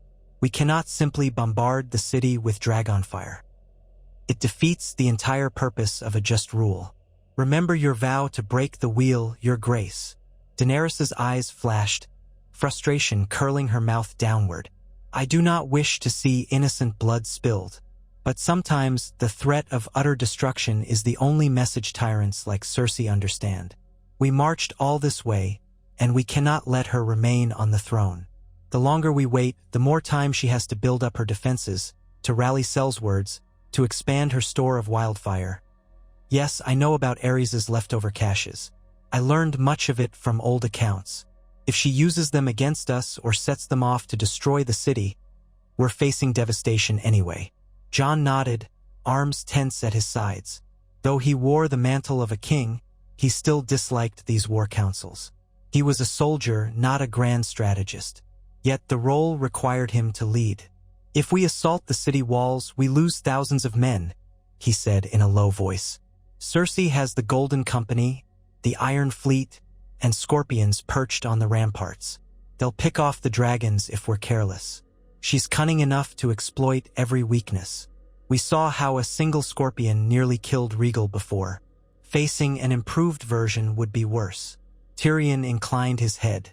"Yes, it stands to reason that Qyburn has refined his designs even further. He was rather thorough the last time we encountered his modifications." Daenerys's gaze flicked to the map, and she tapped a slender finger upon the Red Keep's outline. "Then we go straight for the Red Keep. Burn it, shatter it. Let Cersei see the might of dragons. Let her watch her seat of power crumble. If she still refuses to surrender, she will be alone in the rubble, and her men will realize continuing to fight is hopeless. Better to limit the damage to the castle, not the city entire." Tyrion tensed, as though physically pained by the idea of King's Landing in flames. The Red Keep stands in the city's heart. A direct strike would inevitably harm the surrounding areas. And we can't be sure how stable the ground is with all those rumored wildfire caches beneath. A single spark in the wrong place. Daenerys narrowed her eyes. "What would you have me do then? Beg her for parley as she sharpened her knives? Attempt a siege that starves the city? That might kill even more innocents in the long run. Don't forget what happened at Meereen when we tried the slow approach and the slavers revolted. We lost countless people waiting for them to see reason." Grey Worm, silent until now, spoke in an even, blunt tone. "My queen, the Unsullied obey your every command. We can form lines, attempt a breach, but I concur that many will die, and the city's population might be used as shields. We cannot trust Cersei to fight an honorable battle." Arya folded her arms. "I could slip in, handle her myself." Her face was grim. "I've done it before." She made no secret of her skill at infiltration and assassination. "Too risky," Jon said at once, shaking his head. He remembered how she almost died in Bravos, the many close calls they'd all experienced. You wouldn't make it past the city gates, the Golden Company, and Cersei's personal guards without being discovered. She may have arranged traps for precisely that scenario. I won't risk you on a suicide mission. Arya set her jaw but did not argue. She had expected as much. Tormund, clearing his throat, finally interrupted with a rumbling voice. We've come all this way, and the queen wants to burn the city. I was hoping I might get to fuck her first, he added with a lewd grin. But guess that's not happening. Ah well. He shrugged, disappointment in his tone. Southern lords and ladies are too fancy for me anyway. Daenerys shot him an incredulous look. Tyrion blinked, then sighed, used to Tormund's bluntness by now. A faint smile tugged at the corner of his mouth, but he refrained from comment. Jon, half wanting to bury his face in his hands, just exhaled. Tormund, let's set that aside, please. Tormund waved a hand dismissively. Fine, fine. I'm just saying. If we kill her, we kill her. Let's do it then so we can go drink. Daenerys's expression hardened. We will. Cersei is a liar and a murderer. She left us to face the Night King while she sat on her throne. She attempted to have me and my people killed, broke her promises, and threatened the realm. She's a hateful bitch who'd rather see the world burn than lose her precious seat. I have no intention of negotiating with her this time. Tyrion opened his mouth to object, but she rounded on him. Do not ask me to waste time on negotiations, Tyrion. I trusted your judgment once, and it nearly cost us everything when we sought a truce with her. Remember? He winced. I do. But she's your sister, Daenerys pressed, voice cold. And you know better than anyone how dangerous she is. We do not negotiate with people like her. Jon nodded in silent agreement. Tyrion, you've told me yourself that Cersei doesn't keep her word. She lied to us in the Great War. She only wants to save her own skin. If we try to talk, we'll just give her time to strengthen her defenses. We need a decisive strike, but not one that slaughters half the city. Daenerys gestured to the map. The Red Keep is separate enough from the densest residential areas. If we strike carefully from above, focusing the Dragonflame on the fortress and its battlements, we could reduce the risk of the entire city going up in flames. Cersei's forces might panic, and in that panic they would surrender. The people care little for her at this point. They're starving and resentful. Once they see the symbol of her power destroyed, they might be relieved to see her gone. Tyrion looked down at the floor, wrestling with his conscience. You're counting on that. But the Red Keep is large, and there are certain sections that border on other areas of the city. Collateral damage is inevitable. Think of the innocents who work in the keep, the servants, the maids, the cooks. They aren't all evil. Jon let out a slow breath. We can warn them to flee. We can spread the word that any who wish to leave should do so. Once the keep is evacuated, those who remain will be Cersei's loyal guards. They'll have chosen to stay and fight. He pressed his lips together. We can wait until the city's population sees our dragons overhead and realizes the keep is the target. Many might run. Let them. Once that symbol of Cersei's rule is broken, the rest of the city should lose heart for a defense that was forced upon them. Daenerys nodded. We do not need to destroy King's Landing. We only need to destroy the Red Keep. The rest of the city will fall in line once they see Cersei's last bastion consumed by Dragonflame. Davos gave a small nod, though his expression was grim. It might be the fastest way to end this war. The longer we wait, the more suffering we'll see. I don't like it, but we've little choice with a queen so cunning and cruel. Tyrion closed his eyes. Very well, he said at length, a note of resignation. If this is the plan, we should at least coordinate with the ground forces to ensure that once the Red Keep is attacked, we can swiftly move in and secure the city's main gates. We don't want a power vacuum or a chaos of looting, raping, and murder. The small folk will need reassurance that we come as liberators, not conquerors with a thirst for violence. Daenerys's voice softened. Yes, of course. Grey Worm, you will lead the Unsullied to hold the gates, keep order, and let the people pass if they flee. Tormund. She glanced at him. When you're not trying to bed queens, I trust you to coordinate with the northern troops to maintain discipline. No wanton destruction. Tormund smirked. I'll I'll do what I can. Though we free folk aren't used to all these neat lines and rules. But if it's the difference between living and dying, we'll keep things in order. Arya's eyes glittered with a quiet determination. I'll see that none of Cersei's spies or saboteurs slip away if they try to flee with the crowds. That's settled then, Jon murmured, though he felt a knot in his stomach. This was war, another war after the Great War. His entire being longed for peace, for the quiet halls of Winterfell. But if they allowed Cersei to remain in power, the wheel would never be broken. He looked at Daenerys. You and I will ride. Drogon, Rhaegal, and Umbrax together. A hush fell over the tent. Even Daenerys felt a slight tension, remembering that the monstrous black dragon, Umbrax, as people had begun calling it, was far larger than Drogon. Drogon had always been her mightiest child, but the black beast from old Valyria was an ancient terror incarnate. She had flown side by side with it only once, during the final confrontation against the undead dragon Viserion. The memory of that conflict still pained her, but she knew that Umbrax had proven unstoppable in the sky. Jon alone could ride it. That was the advantage they needed to break Cersei's defenses. 3 dragons, one of them colossal, might tip the scales beyond any scorpion or cunning plan. If we come in low and fast, Jon said, gesturing to the map, we can circle around Blackwater Bay, avoid the densest anti-dragon defenses, and strike the Red Keep from behind. The Golden Company will have to scramble to reposition their scorpions. By then it'll be too late. Daenerys inclined her head. Yes, we will time it so the ground forces approach from the main Rose Road gate to draw their attention. The Golden Company will array themselves along the walls to repel a frontal assault. Meanwhile, the Iron Fleet may try to position in the bay, but if Euron tries to target us with scorpions from the decks of his ships, we can burn them before they even fire a shot. Tyrion sighed. Let us hope so.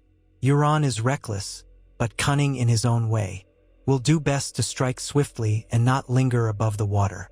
We recall how Rhaegal was nearly slain by those mounted ballistae. We can't repeat that mistake.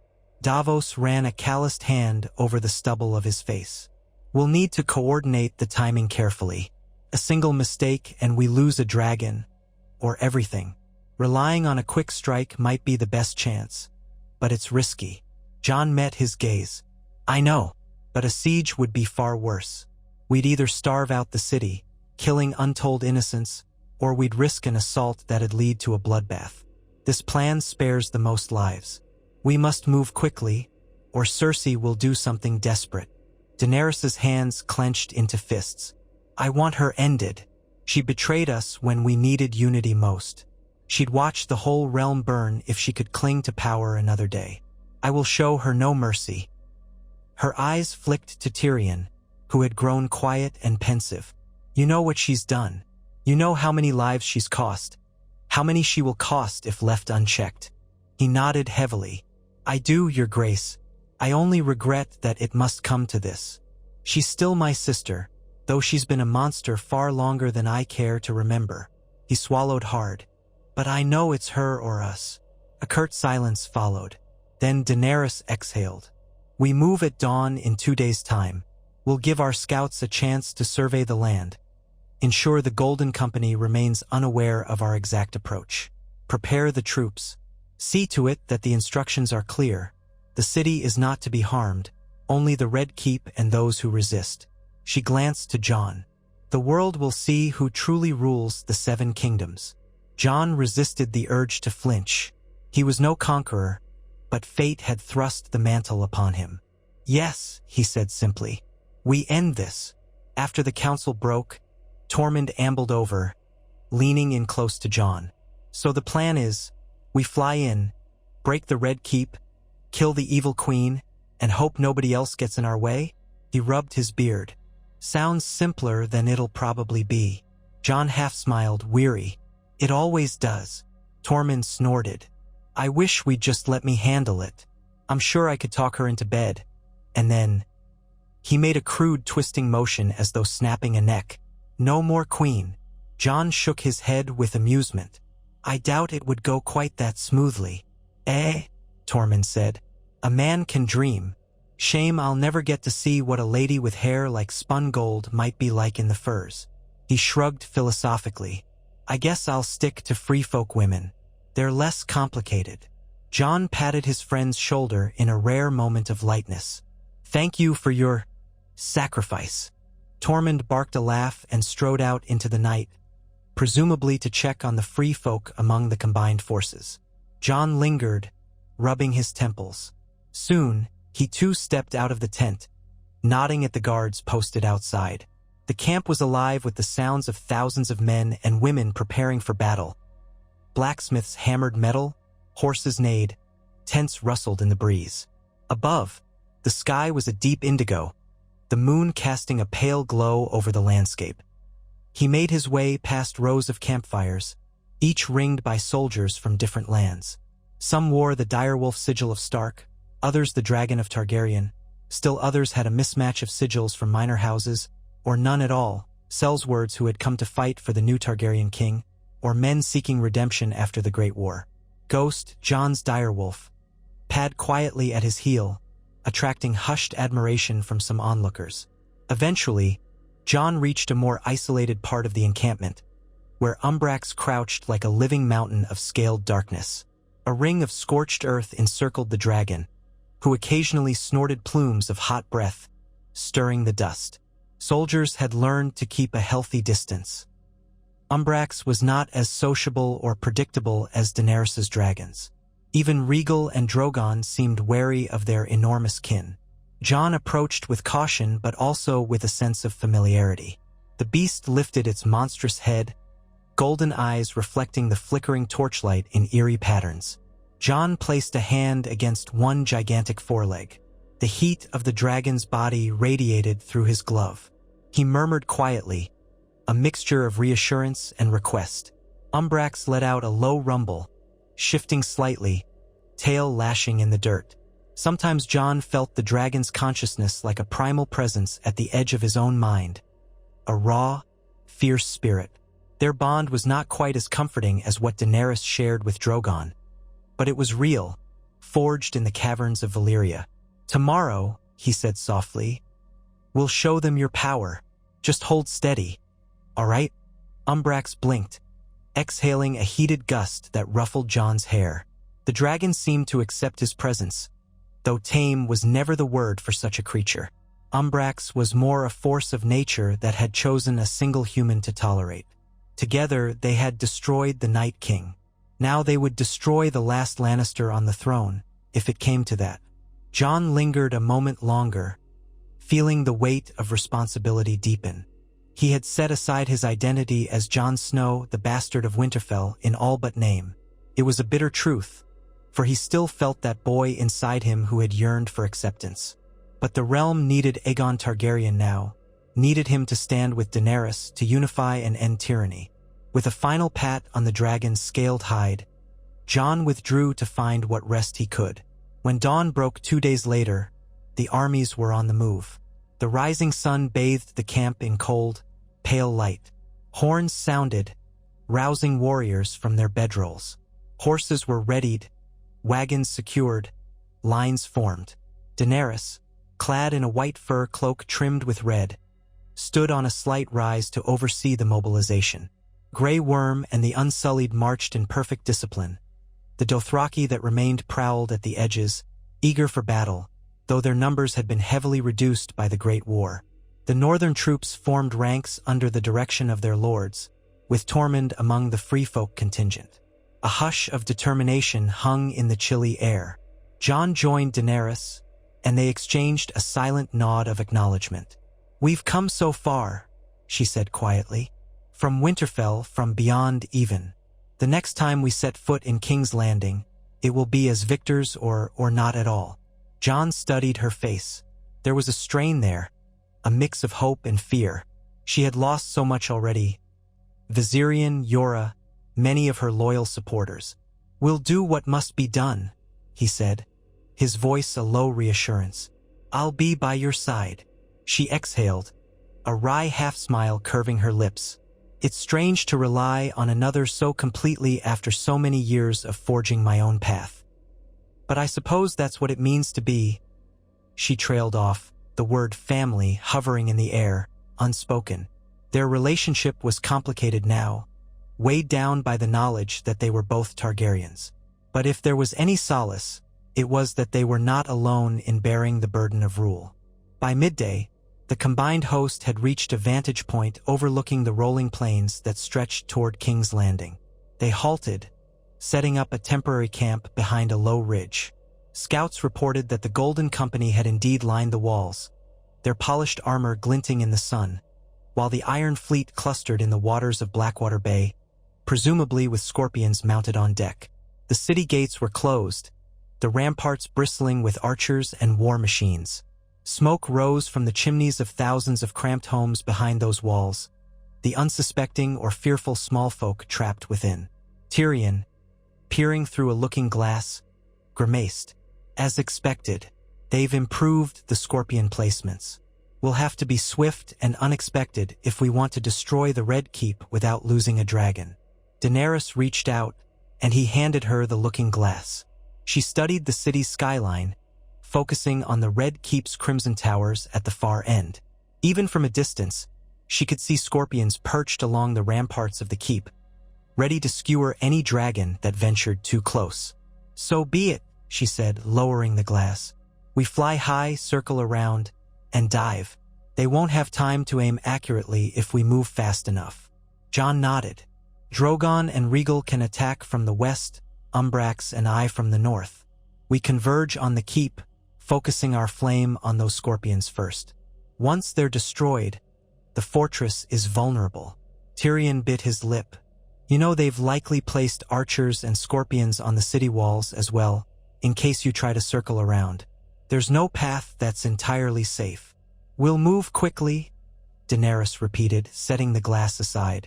"No hesitation. The rest of you will approach the main gates from the Rose Road. Make a show of preparing to storm them. That should fix the Golden Company's attention on the ground assault. Euron will likely position the Iron Fleet just off the bay, but we can avoid them by swinging wide and coming in from the north." Davos studied the map. "If Euron sees your dragons overhead, he might attempt to pivot the scorpions on his ships. One lucky shot is all it takes. We should be ready to respond." Grey Worm spoke curtly. "The Unsullied will march in close formation. The moment Cersei's men see the dragons attacking the keep, some may falter. That is when we press forward. Our siege engines will remain out of scorpion range, but close enough to break the gates if we must." Tormund tapped the hilt of his sword. "And if the Golden Tin men come out to face us, we take them on.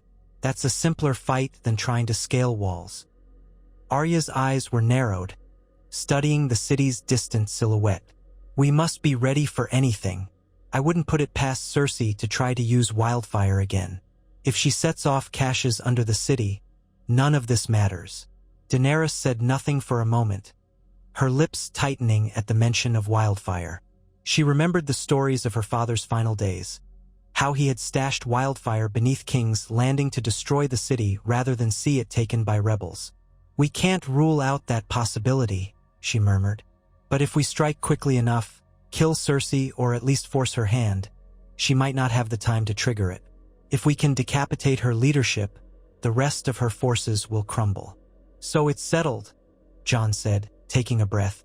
"We rest here until evening, then under cover of twilight we launch the attack. The main host will position itself so that at first light tomorrow, it seems we're preparing a siege. Meanwhile, the dragons will set out in the dark, quietly if possible. At dawn, we strike." A series of nods followed, grim but resolute. Word was passed among the ranks. The day passed in a haze of final preparations, sharpening blades, readying ballista in case the Iron Fleet attacked, ensuring each unit knew their orders. The mood in camp was tense, a mixture of fear and anticipation. Many men had already fought the dead, something unimaginable mere weeks ago. Now they faced the living again, but the threat felt no less daunting. As the sun dipped below the horizon, Jon took a moment to gather his thoughts. He wandered to where Umbrax rested, stroking the dragon's scales in silent contemplation. He thought of his siblings, Sansa, Arya, Bran. He thought of his father, or the man he had believed was his father, Ned Stark, who had taught him the value of honor. He thought of his mother, Lyanna, whose memory was finally coming to him in scattered recollections gleaned from Bran. He had no illusions that war was glorious. But if they did not press forward, Cersei's cruelty would continue. The war would never end. Perhaps he could find peace afterward, in a realm free from White Walkers and tyrants. When night came, Daenerys joined him, Rhaegal and Drogon looming in the background. The three dragons were restless, as though sensing the battle ahead. Their reptilian eyes glowed amber or green in the moonlight. Daenerys stood close to Jon, the tension between them unspoken but present. Still, there was a solidarity. They were Targaryens, two heads of the three-headed dragon, or so the old prophecies sometimes said. Yet now there were indeed three dragons of incredible might. If anything, they were the living embodiment of House Targaryen's return, for better or worse. "You should rest," she told him softly. "We have a few hours before we fly." He shook his head. "I doubt I can sleep." A slight pause. "It feels strangely similar to the night before the battle against the Night King. Except there are no ancient ice demons this time, just men." She sighed. Men can be just as monstrous. They stood in companionable silence for a while, each alone with private thoughts. Eventually, they parted to handle last-minute tasks, overseeing their people, hearing petitions, speaking with Tyrion and the other advisors. The camp was a hive of low-key activity. Torches flickered in the darkness, the smell of campfires and oiled steel heavy on the air. Near midnight, the dragons launched from the meadow, their wings stirring massive gusts of wind. Jon on Umbrax, Daenerys on Drogon, and a pair of trusted Dothraki riders flanking Rhaegal. No one but Daenerys and Jon would be astride them, but a riderless Rhaegal would still follow Drogon's lead. The beasts climbed into a sky scattered with stars, silent except for the heavy whoosh of wings. The silhouettes of the massive dragons drifted across the moon. Below, the armies saw them depart with a mixture of awe and fear. Tormund let out a low whistle, shaking his head. "Never thought I'd see the day men flew like birds. Or crows," he muttered, remembering the black cloaks of the Night's Watch. "Jon's come a long way from the bastard in black." Across the plains, they flew wide around King's Landing, staying far enough that the city's watchfires and sentries might not spot them. Only the faintest flicker of starlight glinted off their scales. The wind was cold, tasting of salt as they neared the coast. Beneath them stretched farmland, dotted with small huts or outlying villages. The flight took several hours, carefully circling to approach from the north. Every minute, Jon's heart thudded in his chest, the tension coiling in his limbs. Umbrax responded to his state of mind, letting out occasional rumbles of unease. They soared, silent as possible, waiting for the first light of dawn to break over the horizon. Back at the Rose Road side of the city, the main host began its maneuver at the crack of dawn, marching into sight of the outer gates, forming lines with banners unfurled.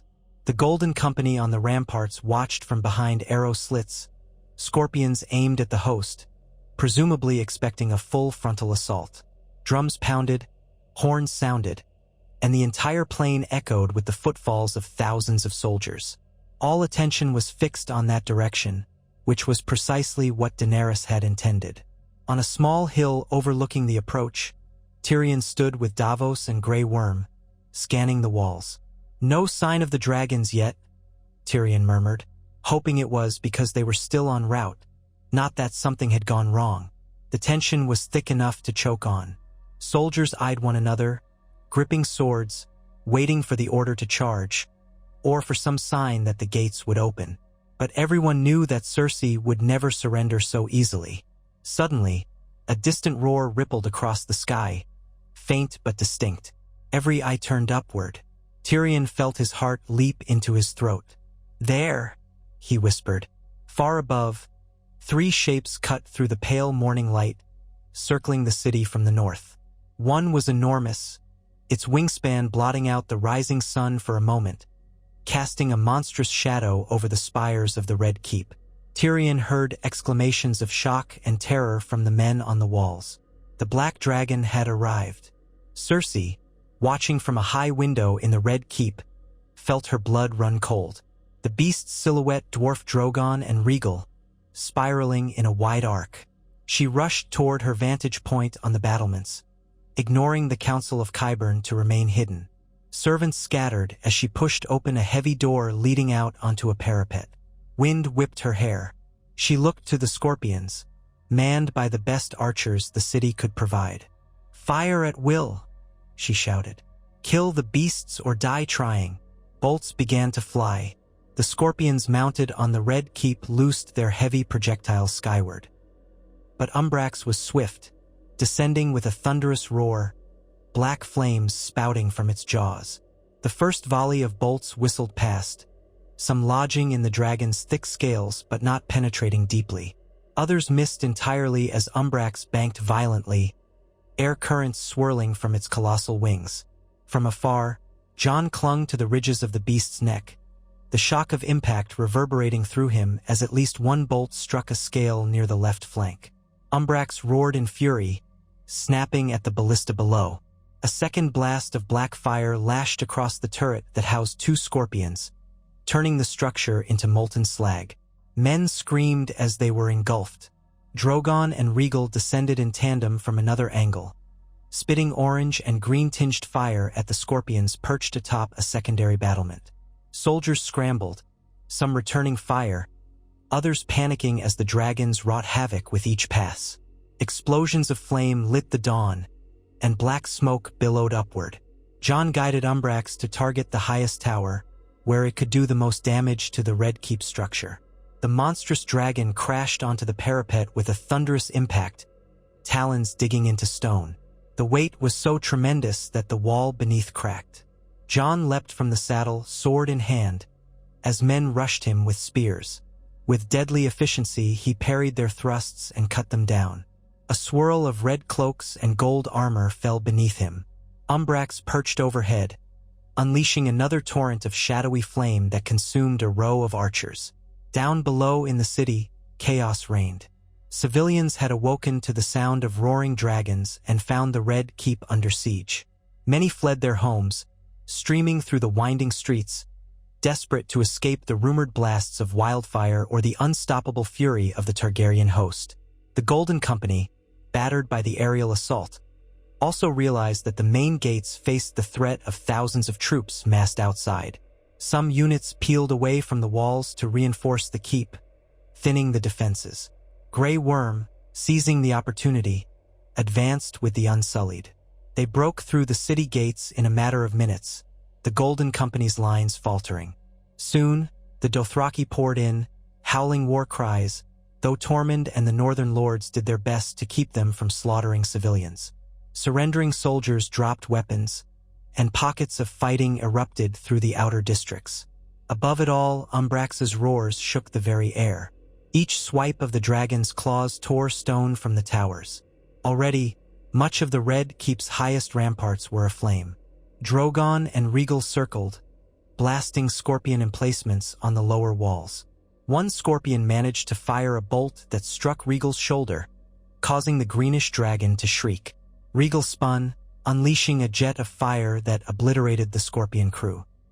Daenerys, perched on Drogon, saw the wound and urged Drogon to cover Rhaegal while the latter circled away to recover. Inside the keep, Cersei stormed through corridors thick with smoke. Qyburn hovered at her side, pale with terror. "Your Grace, we must leave. The Scorpions are failing, the keep is collapsing." "There's no sense in." She slapped him, fury contorting her features. "I will not flee my city." Another thunderous explosion rattled the walls, dust falling from the ceiling. The distinct roar of Umbrax resounded from somewhere above. "If we can lure that black beast close enough, perhaps we can kill it. We only need one good shot." She was almost hysterical, eyes darting. "Call for the mountain. We'll hold the throne room. Let them come." Qyburn, trembling, attempted to speak sense. "We must have a plan to escape, Your Grace. The city is lost. The Golden Company is in disarray. Euron is worthless," she snapped. "I gave him everything he asked for, and he can't even hold the bay." "Indeed, From a window, she could see the Iron Fleet engaged in chaotic battle with Regal overhead, ships aflame, ballista destroyed. Some ships tried to turn their scorpions skyward, but Regal soared out of reach, letting loose another torrent of dragonfire. Euron Greyjoy, on the deck of the Silence, bellowed curses at the sky, but it was clear his fleet was outmatched. The Black Dragon had caused confusion, and the combined threat of the other two spelled doom. The fortress quaked again, an entire portion of the outer wall caving in under Umbrax's assault. The path to the throne room was half-choked with rubble. Cersei trudged forward, determined to make a final stand on the Iron Throne itself. Behind her, Qyburn rubbed a bruise on his face, glancing nervously at the swirling smoke. The faint stench of alchemical compounds lingered, a sign that if the flames reached certain hidden caches, wildfire might ignite. He decided not to mention it, for fear of further enraging the queen. Outside, Jon slid from Umbrax's side as the dragon clung to the ramparts of a lower tower. He signaled to a group of northern soldiers who had managed to scale the walls near him. "Clear this side," he shouted above the roar of flames. "Keep pushing in." Dozens of Cersei's men lay dead or had surrendered, but a stubborn pocket of Lannister guards still fought fiercely. Jon pressed forward, Longclaw cutting them down, though he fought with minimal lethal force if they tried to run or surrender. A few archers loosed arrows that clattered harmlessly off Umbrax's scales. One arrow grazed Jon's shoulder, but he barely felt it through the rush of combat. The vantage allowed him to glimpse Daenerys, astride Drogon, swooping low to blast another scorpion. He saw the ephemeral swirl of her silver hair, her posture commanding. She looked every inch the queen she was meant to be. When the scorpion below her exploded in flame, the Lannister soldiers around it threw down their weapons, fleeing the courtyard. Civilians, panicked and wailing, rushed out of the keep's gates, trying to escape the fighting. Jon gritted his teeth, reminding himself that the plan was to spare as many innocents as possible. "Run," he bellowed. "Get out. No one will harm you if you yield." Some heard and scrambled away, tears streaking soot-covered faces. Others cowered behind collapsed pillars. Daenerys landed Drogon on a wide balcony that led into the main keep, stone cracking beneath the dragon's bulk. She slid off, ignoring the swirl of heat and debris, and beckoned to a small group of Unsullied who had managed to secure the route behind her. "Stay with the dragon," she ordered Grey Worm, who was among them. "I'll find her." Grey Worm's brow creased. "Your Grace, it is not safe." She shook her head fiercely. "I will finish this. Cersei belongs to me." Before he could object further, she ducked through a half-broken doorway, the hallway beyond flickering with firelight. Smoke choked the air. She pressed a cloth to her mouth, determined to find the queen who had caused so much suffering. Every step forward was hot and claustrophobic, flames dancing along timbers, collapsed stone corridors blocking side passages. The walls groaned, as if the keep were in its death throes. Meanwhile, in the throne room itself, Cersei arrived to find the place deserted. The great windows were cracked, smoke drifting in from outside. The Iron Throne loomed at the far end of the hall, lit by a shaft of grimy sunlight through a shattered window high above. She paced toward it, dress trailing in the dust. The mountain stomped behind her, an unyielding sentinel. Qyburn hung back, eyes darting, half expecting a dragon to burst through the wall at any moment. "Your Grace, the keep is falling," Qyburn whimpered. "We must." Cersei glared daggers at him. "I will not die whimpering in a corner. If I am to die, it will be here, upon the throne of my fathers, of my children, of my house." She ascended the steps, placing a hand on the Iron Throne's cold metal. For a flicker of a moment, an odd, haunted expression crossed her face, as if she remembered her children. Joffrey, Myrcella, Tommen, each stolen by fate. Then her features hardened again. "Let them come," she hissed. High above, a deafening roar signaled Umbrax's presence. Part of the throne room's vaulted ceiling trembled under a massive impact, dust trickling down. One more strike, and perhaps the roof would collapse entirely. The mountain brandished his colossal sword, scanning for intruders. Qyburn looked as if he might faint. Moments later, in the corridor leading to the throne room's main doors, Daenerys emerged through swirling smoke. She coughed, tears in her eyes from the acrid air. The doors were partially blocked by fallen debris, but she managed to push her way through a gap, revealing the once grand hall. She saw the Iron Throne at the far end, the slender shape of Cersei Lannister standing there like a phantom in the gloom, Qyburn huddled to one side, and the mountain looming like a statue of death. The vision was surreal, lit by columns of dusty light from the shattered windows, the floor strewn with rubble. Fire glowed through cracks in the walls, as if the keep were ablaze from within. "Cersei," Daenerys called, her voice echoing in the vacant space. She stepped forward, hand trembling with the urge to summon Dragonfire. "This ends now." Cersei's lips twisted into a sneer. "It ends when I say it does, Targaryen whore." She cast a glance at Qyburn. "Do it," she commanded. He trembled, uncertain, but shuffled toward a side door that likely led deeper beneath the keep. She had apparently prepared some final gambit, perhaps an attempt to trigger wildfire. Daenerys tensed, suspecting as much. The mountain lumbered forward to bar Daenerys's path. Daenerys's eyes flicked up to meet the hollow black visor. She knew this abomination had once been Gregor Clegane, a brutal killer. Now it was something worse, thanks to Qyburn's experiments.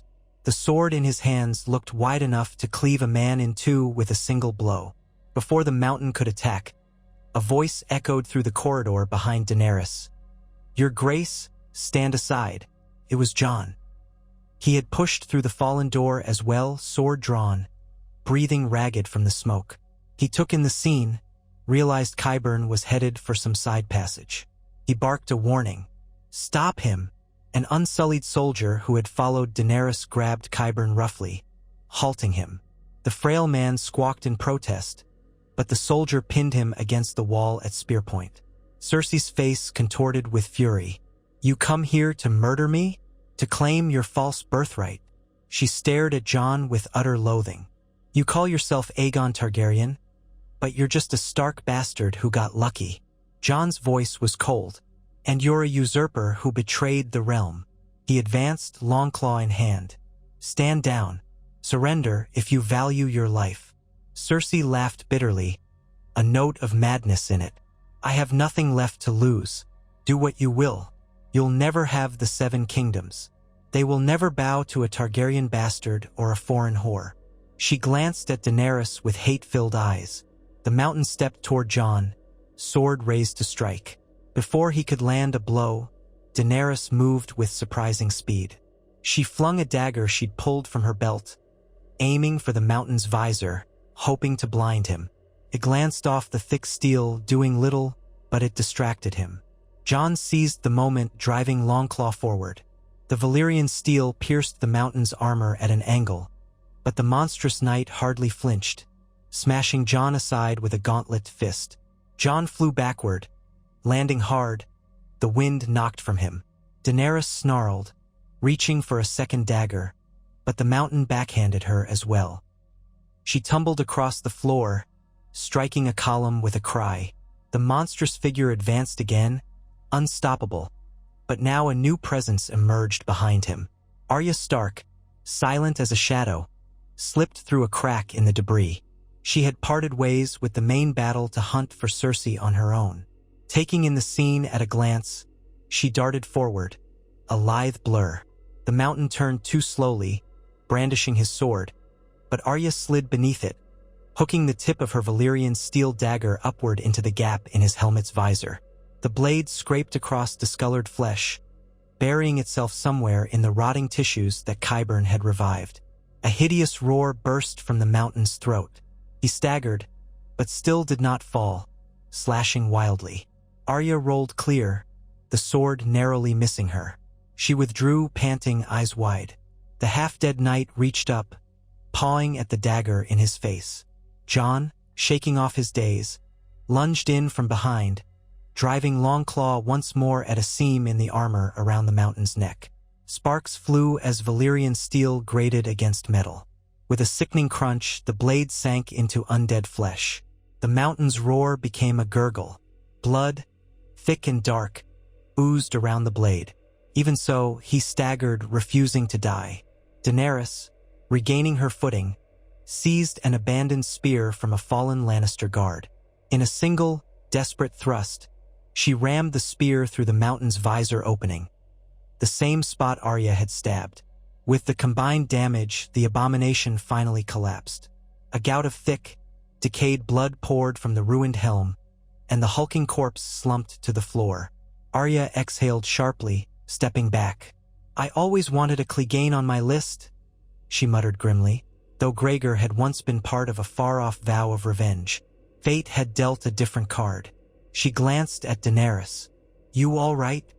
Daenerys nodded, breathing heavily. "Yes." Her gaze snapped to Cersei, who stood with wide eyes near the Iron Throne, her posture trembling with rage and fear. A hiss of escaping air came from overhead as bits of stone crumbled from the stressed ceiling. The throne room was on the brink of collapse. Jon walked forward, sword still in hand. "It's over, Cersei." He and Daenerys converged on her from either side, leaving her with no escape. Her facade of confidence cracked. Her eyes darted to the side door, but Unsullied blocked that path. Qyburn had been subdued, and Arya stood ready to intercept any attempt at flight.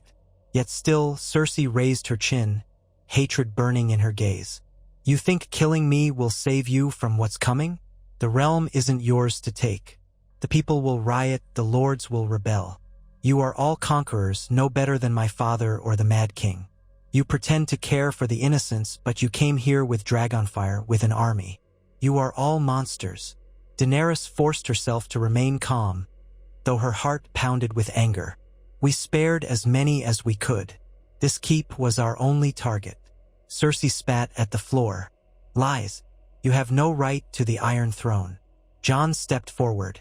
"Says the woman who blew up the September of Baelor, who broke her vow to fight the dead, who let thousands die while she schemed on this throne." Daenerys lifted her hand, stopping Jon from advancing further. Her voice was quiet but lethal. "She doesn't deserve a quick death." She thought of all those Cersei had hurt.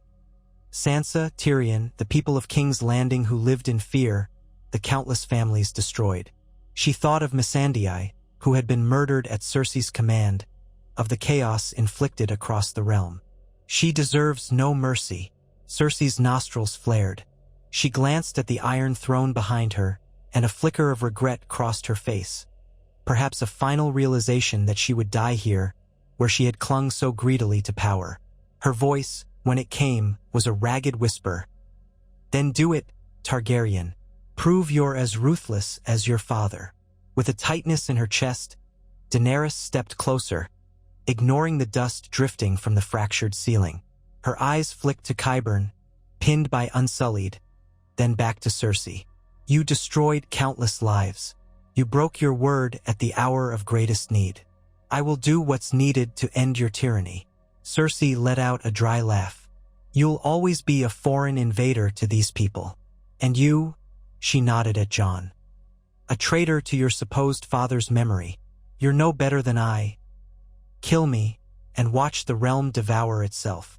Arya watched, tense, as Daenerys raised her hand, perhaps meaning to call for Dragonfire or deliver a final blow. But in that moment, the trembling of the keep intensified. A huge crack tore through the wall behind the throne. The entire building groaned ominously. A chunk of the ceiling collapsed with a roar, sending massive stones plummeting. The three watchers leapt back to avoid being crushed. As the dust cleared, a portion of the throne was buried under rubble. Jon coughed, wiping ash and debris from his face. "We can't stay here," he shouted, voice echoing. "The keep is collapsing." Daenerys whirled, seeing that the exit was mostly blocked by rubble. She looked to Cersei, who stood pinned between the half-buried Iron Throne and the fallen stones. The queen's left leg was caught beneath a chunk of masonry, her face twisted in pain. She tried to yank herself free, but the weight was too great. Realization dawned in Cersei's eyes that she was trapped, that she would be crushed as the keep continued to crumble. Panic lit her face. She reached out a hand toward them, eyes pleading suddenly. "No, no, help me." Daenerys stared at her, expression unreadable. For an instant empathy flickered. Memories of what she once felt for the woman who had been mother to children, who had lost everything. But then she remembered Missandei's final word, Dracarys. She thought of all the betrayals, all the death. Her lips pressed into a thin line. Cersei shrieked as another quake shook the hall, a new cascade of rubble raining from above. "Help me!" she screamed, voice hoarse, begging. "Don't let me die like this." Jon grabbed Daenerys's arm. "We have to go or we'll all be crushed." He looked at Cersei with grim pity, but he knew they could never lift that stone in time. "There's no saving her." Arya's face was stony. "She deserves this," she said, though her voice was oddly hollow, as though witnessing a final comeuppance that carried no real satisfaction. She turned away, scanning for a route through the debris. Cersei kept pleading, tears streaking her face, though her eyes still burned with hatred. "You can't leave me here. I am the queen. I am." A thunderous rumble drowned out her words as the ceiling near the throne caved in entirely, burying Cersei beneath tons of stone. The last echo of her scream was cut off in a cloud of dust. Then the throne room fell silent except for the crackle of flames and the groan of collapsing architecture. The Iron Throne itself disappeared beneath the avalanche of rubble, as though the realm had finally devoured it. Daenerys stood frozen, staring at the place where Cersei Lannister had just been. For all her fury, for all her thirst for justice, she hadn't expected it to end quite like this. No final blow, no heroic confrontation, just the raw chaos of war and a crumbling fortress. Jon tugged her away. "We must leave now." She nodded numbly, turning from the ruin. Qyburn, seeing his queen destroyed, slumped to his knees in shock. Arya regarded him with the same cold finality, then left him to the Unsullied. If the man survived the collapsing keep, he might face trial. The group fled through side corridors, navigating falling beams, choking smoke, and labyrinthine passages that threatened to seal them within. Twice they had to backtrack from blocked routes. Eventually they found a partially collapsed archway opening onto a courtyard near where Drogon had landed. The dragon, sensing Daenerys' presence, roared, smashing aside rubble to clear a path. Arya shielded her face from the debris, while Jon supported Daenerys, who was coughing from the smoke. Together, they stumbled out into open air, battered and half-blinded by dust. The courtyard was in ruins, but Drogon's bulk created a partial clearing. Beyond it, Umbrax circled overhead, still breathing black fire onto the outer towers of the keep. Rhaegal perched on a broken rampart, nursing its wounded shoulder but still watchful. Lannister banners lay trampled or aflame, and the roaring of the conflagration drowned out the city's tumult. In the distance, the Northern and Targaryen banners were rising over captured gates. The Golden Company had all but surrendered. The Iron Fleet, presumably, was ablaze in the bay or fleeing into open waters. The war had turned. Daenerys straightened, gazing around. Jon felt the tension in her frame, saw the heartbreak in her eyes. For all her intentions, the keep was nearly destroyed, the city battered. But the majority of King's Landing itself seemed to have been spared the worst of the flames. The destruction was mostly contained to the Red Keep and the immediate surroundings. "It's over," Jon said softly, his voice carrying a note of finality. She swallowed hard, nodding. Yes, it's over. Yet she felt no overwhelming triumph. Perhaps a sense of relief mingled with sorrow. She turned to see that many of Cersei's soldiers had thrown down weapons. Civilians were cowering in the streets, scanning the skies for the next wave of dragonfire. Tormund's voice could be heard in the distance, bellowing for men to stand down. Grey Worm and the Unsullied were corralling the last pockets of resistance. Tyrion, near the main gate, was calling for calm, urging the city to surrender to their rightful king and queen. Jon watched Umbrax land heavily in the courtyard, the impact shaking the ground. The great black dragon roared in triumph, smoke billowing from its maw. Scales glistened with blood, some of it from scorpion bolts that had grazed it. Jon approached, placing a hand gently on the beast's flank. Umbrax rumbled, as if to say the deed was done. Daenerys stood before Drogon, who lowered his head to her level, a quiet rumble in his throat. She pressed her forehead to his scales, breathing shakily. A wave of conflicting emotions coursed through her. Justice had been served, but the price was steep. The Red Keep lay in ruins, Cersei was entombed in rubble, and the realm looked upon the Targaryens with both awe and dread. She felt Jon's presence at her side. Neither spoke for a moment. At last, she drew back from Drogon, turning to Jon. "I suppose we are the rulers of the 7 kingdoms now," she said, her tone strangely hollow. He took her hand, ignoring the dust and soot that coated their clothes. "We will make it right. We will show them we're not like the tyrants who came before." He glanced at Umbrax, who huffed a hot breath. "We have the power to shape a better world." She nodded slowly, gazing over the city that stretched out beyond the battered keep. Columns of smoke rose from scattered fires, but tens of thousands of people still lived. Many peered out from alleyways or doorways, anxious and uncertain. The Targaryen banners would soon fly from the ramparts, replacing the gold and red lion of Lannister. "Then let's begin," she said softly. As dawn turned into full morning light, the battered gates of King's Landing swung open. The combined armies of the North, Vale, Reach, and the Targaryen loyalists entered, but the bloodshed was minimal. The Golden Company, seeing the destruction of the keep and hearing rumors of Cersei's death, laid down arms en masse. Mercenaries followed the gold, and their contract was effectively void once their employer was gone. The City Watch melted away, unwilling to face dragons. Euron Greyjoy, having barely escaped the burning of the Iron Fleet, disappeared into the labyrinth of the city, or perhaps into the sea. No one found his body.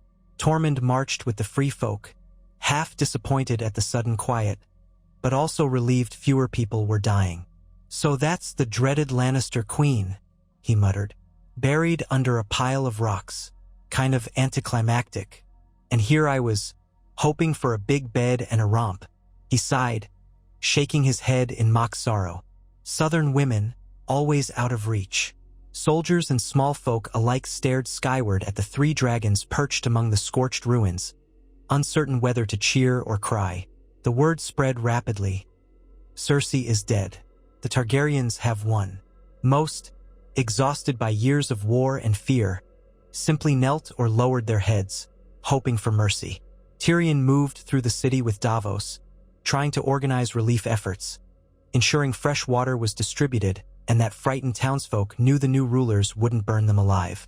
Every so often, Tyrion spotted men from the northern or Dothraki ranks who seemed eager for loot or brutality, and he sternly ordered them to stand down. Grey Worm lent the authority of the Unsullied to enforce discipline. The transition was not without violence. Wars never ended cleanly, but the presence of dragons hovering overhead like living symbols of power kept chaos in check. By midday, Daenerys and Jon stood on a balcony of what remained of the Red Keep's outer walls, looking down upon the crowds gathering below. The Iron Throne had been crushed, and with it, many illusions about a seat that had haunted the realm for centuries. There would be no sitting on that twisted mass of swords. Perhaps that was a blessing. Perhaps it was a sign that a new way of ruling was needed. Jon gazed at the rubble-laden yard where the throne room once stood. "It's gone," he murmured. Daenerys exhaled softly, her voice tinged with wonder and uncertainty. "Perhaps that is for the best. Maybe we don't need a throne of swords. Maybe we can do better." He nodded slowly, a sense of relief mingled with trepidation. "We'll find a way. Together." He squeezed her hand gently. "We have the rest of our lives to rebuild this kingdom. Let the old ways die with the rubble." Below, Tyrion, Davos, Tormund, Arya, Grey Worm, and countless others looked up at the 2 figures who now commanded the might of dragons and the loyalty of armies. Some cheered, others gazed in apprehension. But for the first time in recent memory, King's Landing was not drenched in the blood of thousands, nor was the city bathed in unrestrained dragonfire. The keep, symbol of tyranny, had paid the price, and Cersei Lannister lay beneath its stones. Tormund scratched his beard, watching Daenerys and Jon from the courtyard. "Well, that's that, I guess," he said half to Arya. "No queen to bed. Maybe I'll just go north again someday." Arya gave him a sidelong glance. "You're free to do what you wish, but for now, there's plenty of work to be done here." He grunted. I suppose so. Wars are messy. Building peace, that's even messier." He cracked a grin. "But if anyone can handle it, maybe it's them. The Dragon Queen and the crow who turned out to be a dragon himself." Arya smirked. "He's still my brother, no matter what. And she's complicated. But they saved us all." She wiped sweat and grime from her brow, her eyes scanning the crowd, no doubt checking for any threat or friend. "I'll do my part."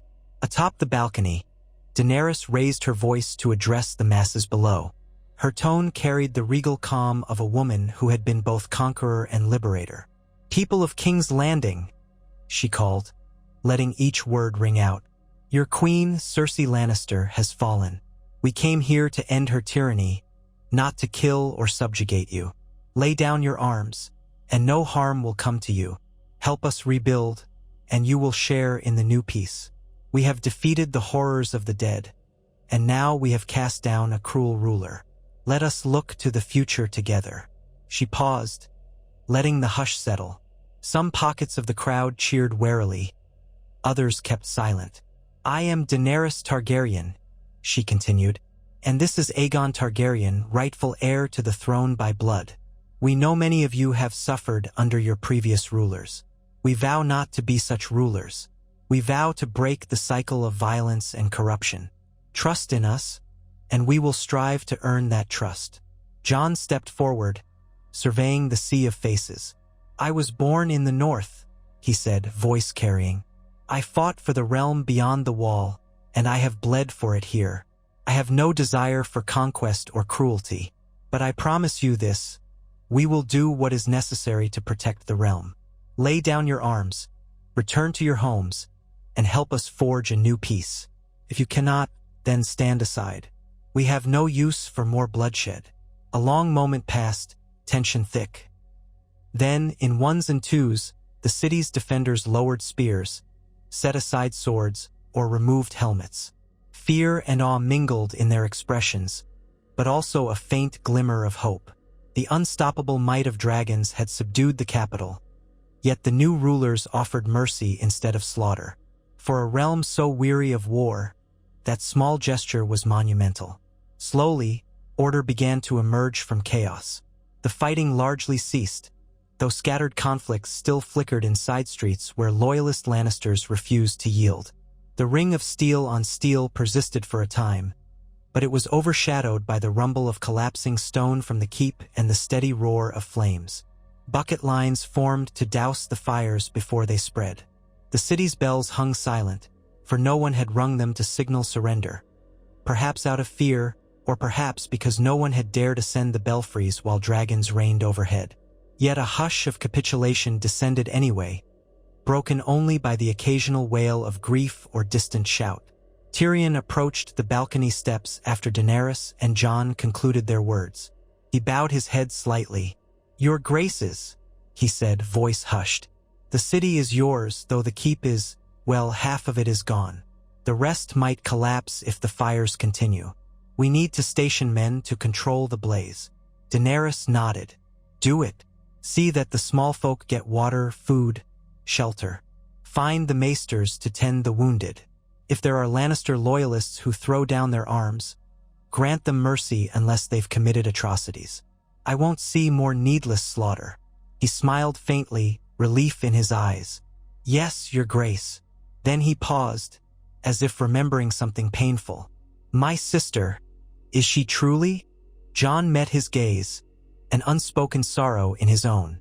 "She's gone." The throne room collapsed. "We saw it happen." Tyrion nodded heavily. "I see. Then that's how it ends for House Lannister's hold on the throne." A flicker of old hurt crossed his face, but he took a breath and steadied himself. "I'll see to the city's immediate needs." He hurried off, leaving Daenerys and Jon once again to stare out over the battered capital. Rhaegal flapped overhead, landing near Umbrax, both dragons letting out low warbles as they seemed to sense victory but also exhaustion. Drogon, perched on a higher vantage, watched his mother from above, wings half-furled. Jon turned to Daenerys. "It won't be easy, you know. The people fear dragons, fear Targaryens. We'll have to show them, day by day, that we mean something different than the tyrants of the past." She gave a small nod. "We will, I promise." A subtle gust of wind ruffled her soot-stained silver hair. She gazed at the black dragon Umbrax, remembering how once she had believed Drogon the mightiest creature in the world. Now Umbrax overshadowed even him, and it served Jon. She felt no jealousy at that moment, only a sense of awe for the path destiny had taken. Perhaps the destruction of the Iron Throne is a blessing, she mused aloud, her eyes drifting to the smoke rising from the keep's ruin. No more symbol to fight over. Now it's just us, forging something new. Jon listened, a thoughtful look on his face. "Yes, maybe we can break the wheel, as you said. Rule from somewhere else or in some other way, not perched on a throne of swords. We can gather the lords, form councils. There must be a better system." She studied him, a faint smile crossing her lips. A king who doesn't want to be king. A queen who has yearned to break the chains of oppression, not place them on others. Perhaps together we can do this. He returned her slight smile. "We'll try. The realm deserves at least that much." Below in the courtyard, Tormund spotted them on the balcony and gave a hearty wave, ignoring the smirks from some of the unsullied around him. He cupped his hands and called up, "Oi, your graces, you done up there? I'm starving." Daenerys let out a short, breathless laugh, the tension easing from her shoulders. Even in this grim aftermath, Tormund's irreverent humor persisted. "Yes," she murmured, "we're done." Jon leaned against the balcony rail, scanning the city once more. Parts of King's Landing had been spared the fiery ruin that once threatened it, thanks to their plan to focus on the Red Keep. Smoke still curled from the blackened husk of the fortress, and who knew how many had perished in those final moments. But a sense of finality hung in the air. The Lannister reign was ended, Cersei's cruelty buried in the rubble. Now the real challenge began, mending a realm shattered by years of war. He took Daenerys' hand in his, meeting her gaze. The sunlight glinted off the debris swirling around them, giving the scene an almost surreal glow. Together they had ended the long night. Together they had toppled a tyrant in the south. The path ahead would not be simple. But in that moment, as King's Landing fell silent beneath their dragon's watchful eyes, they allowed themselves a single breath of hope that perhaps, at last, Westeros could begin to heal. High above, Umbrax spread its colossal wings and roared to the heavens, a triumphant cry echoing over the city that had once belonged to the Lannisters and now lay at the feet of House Targaryen, reborn. And in that roar, one could almost hear the turning of a page in Westeros's long, bloody history, a new chapter begun, penned in fire, but perhaps ending in the promise of peace.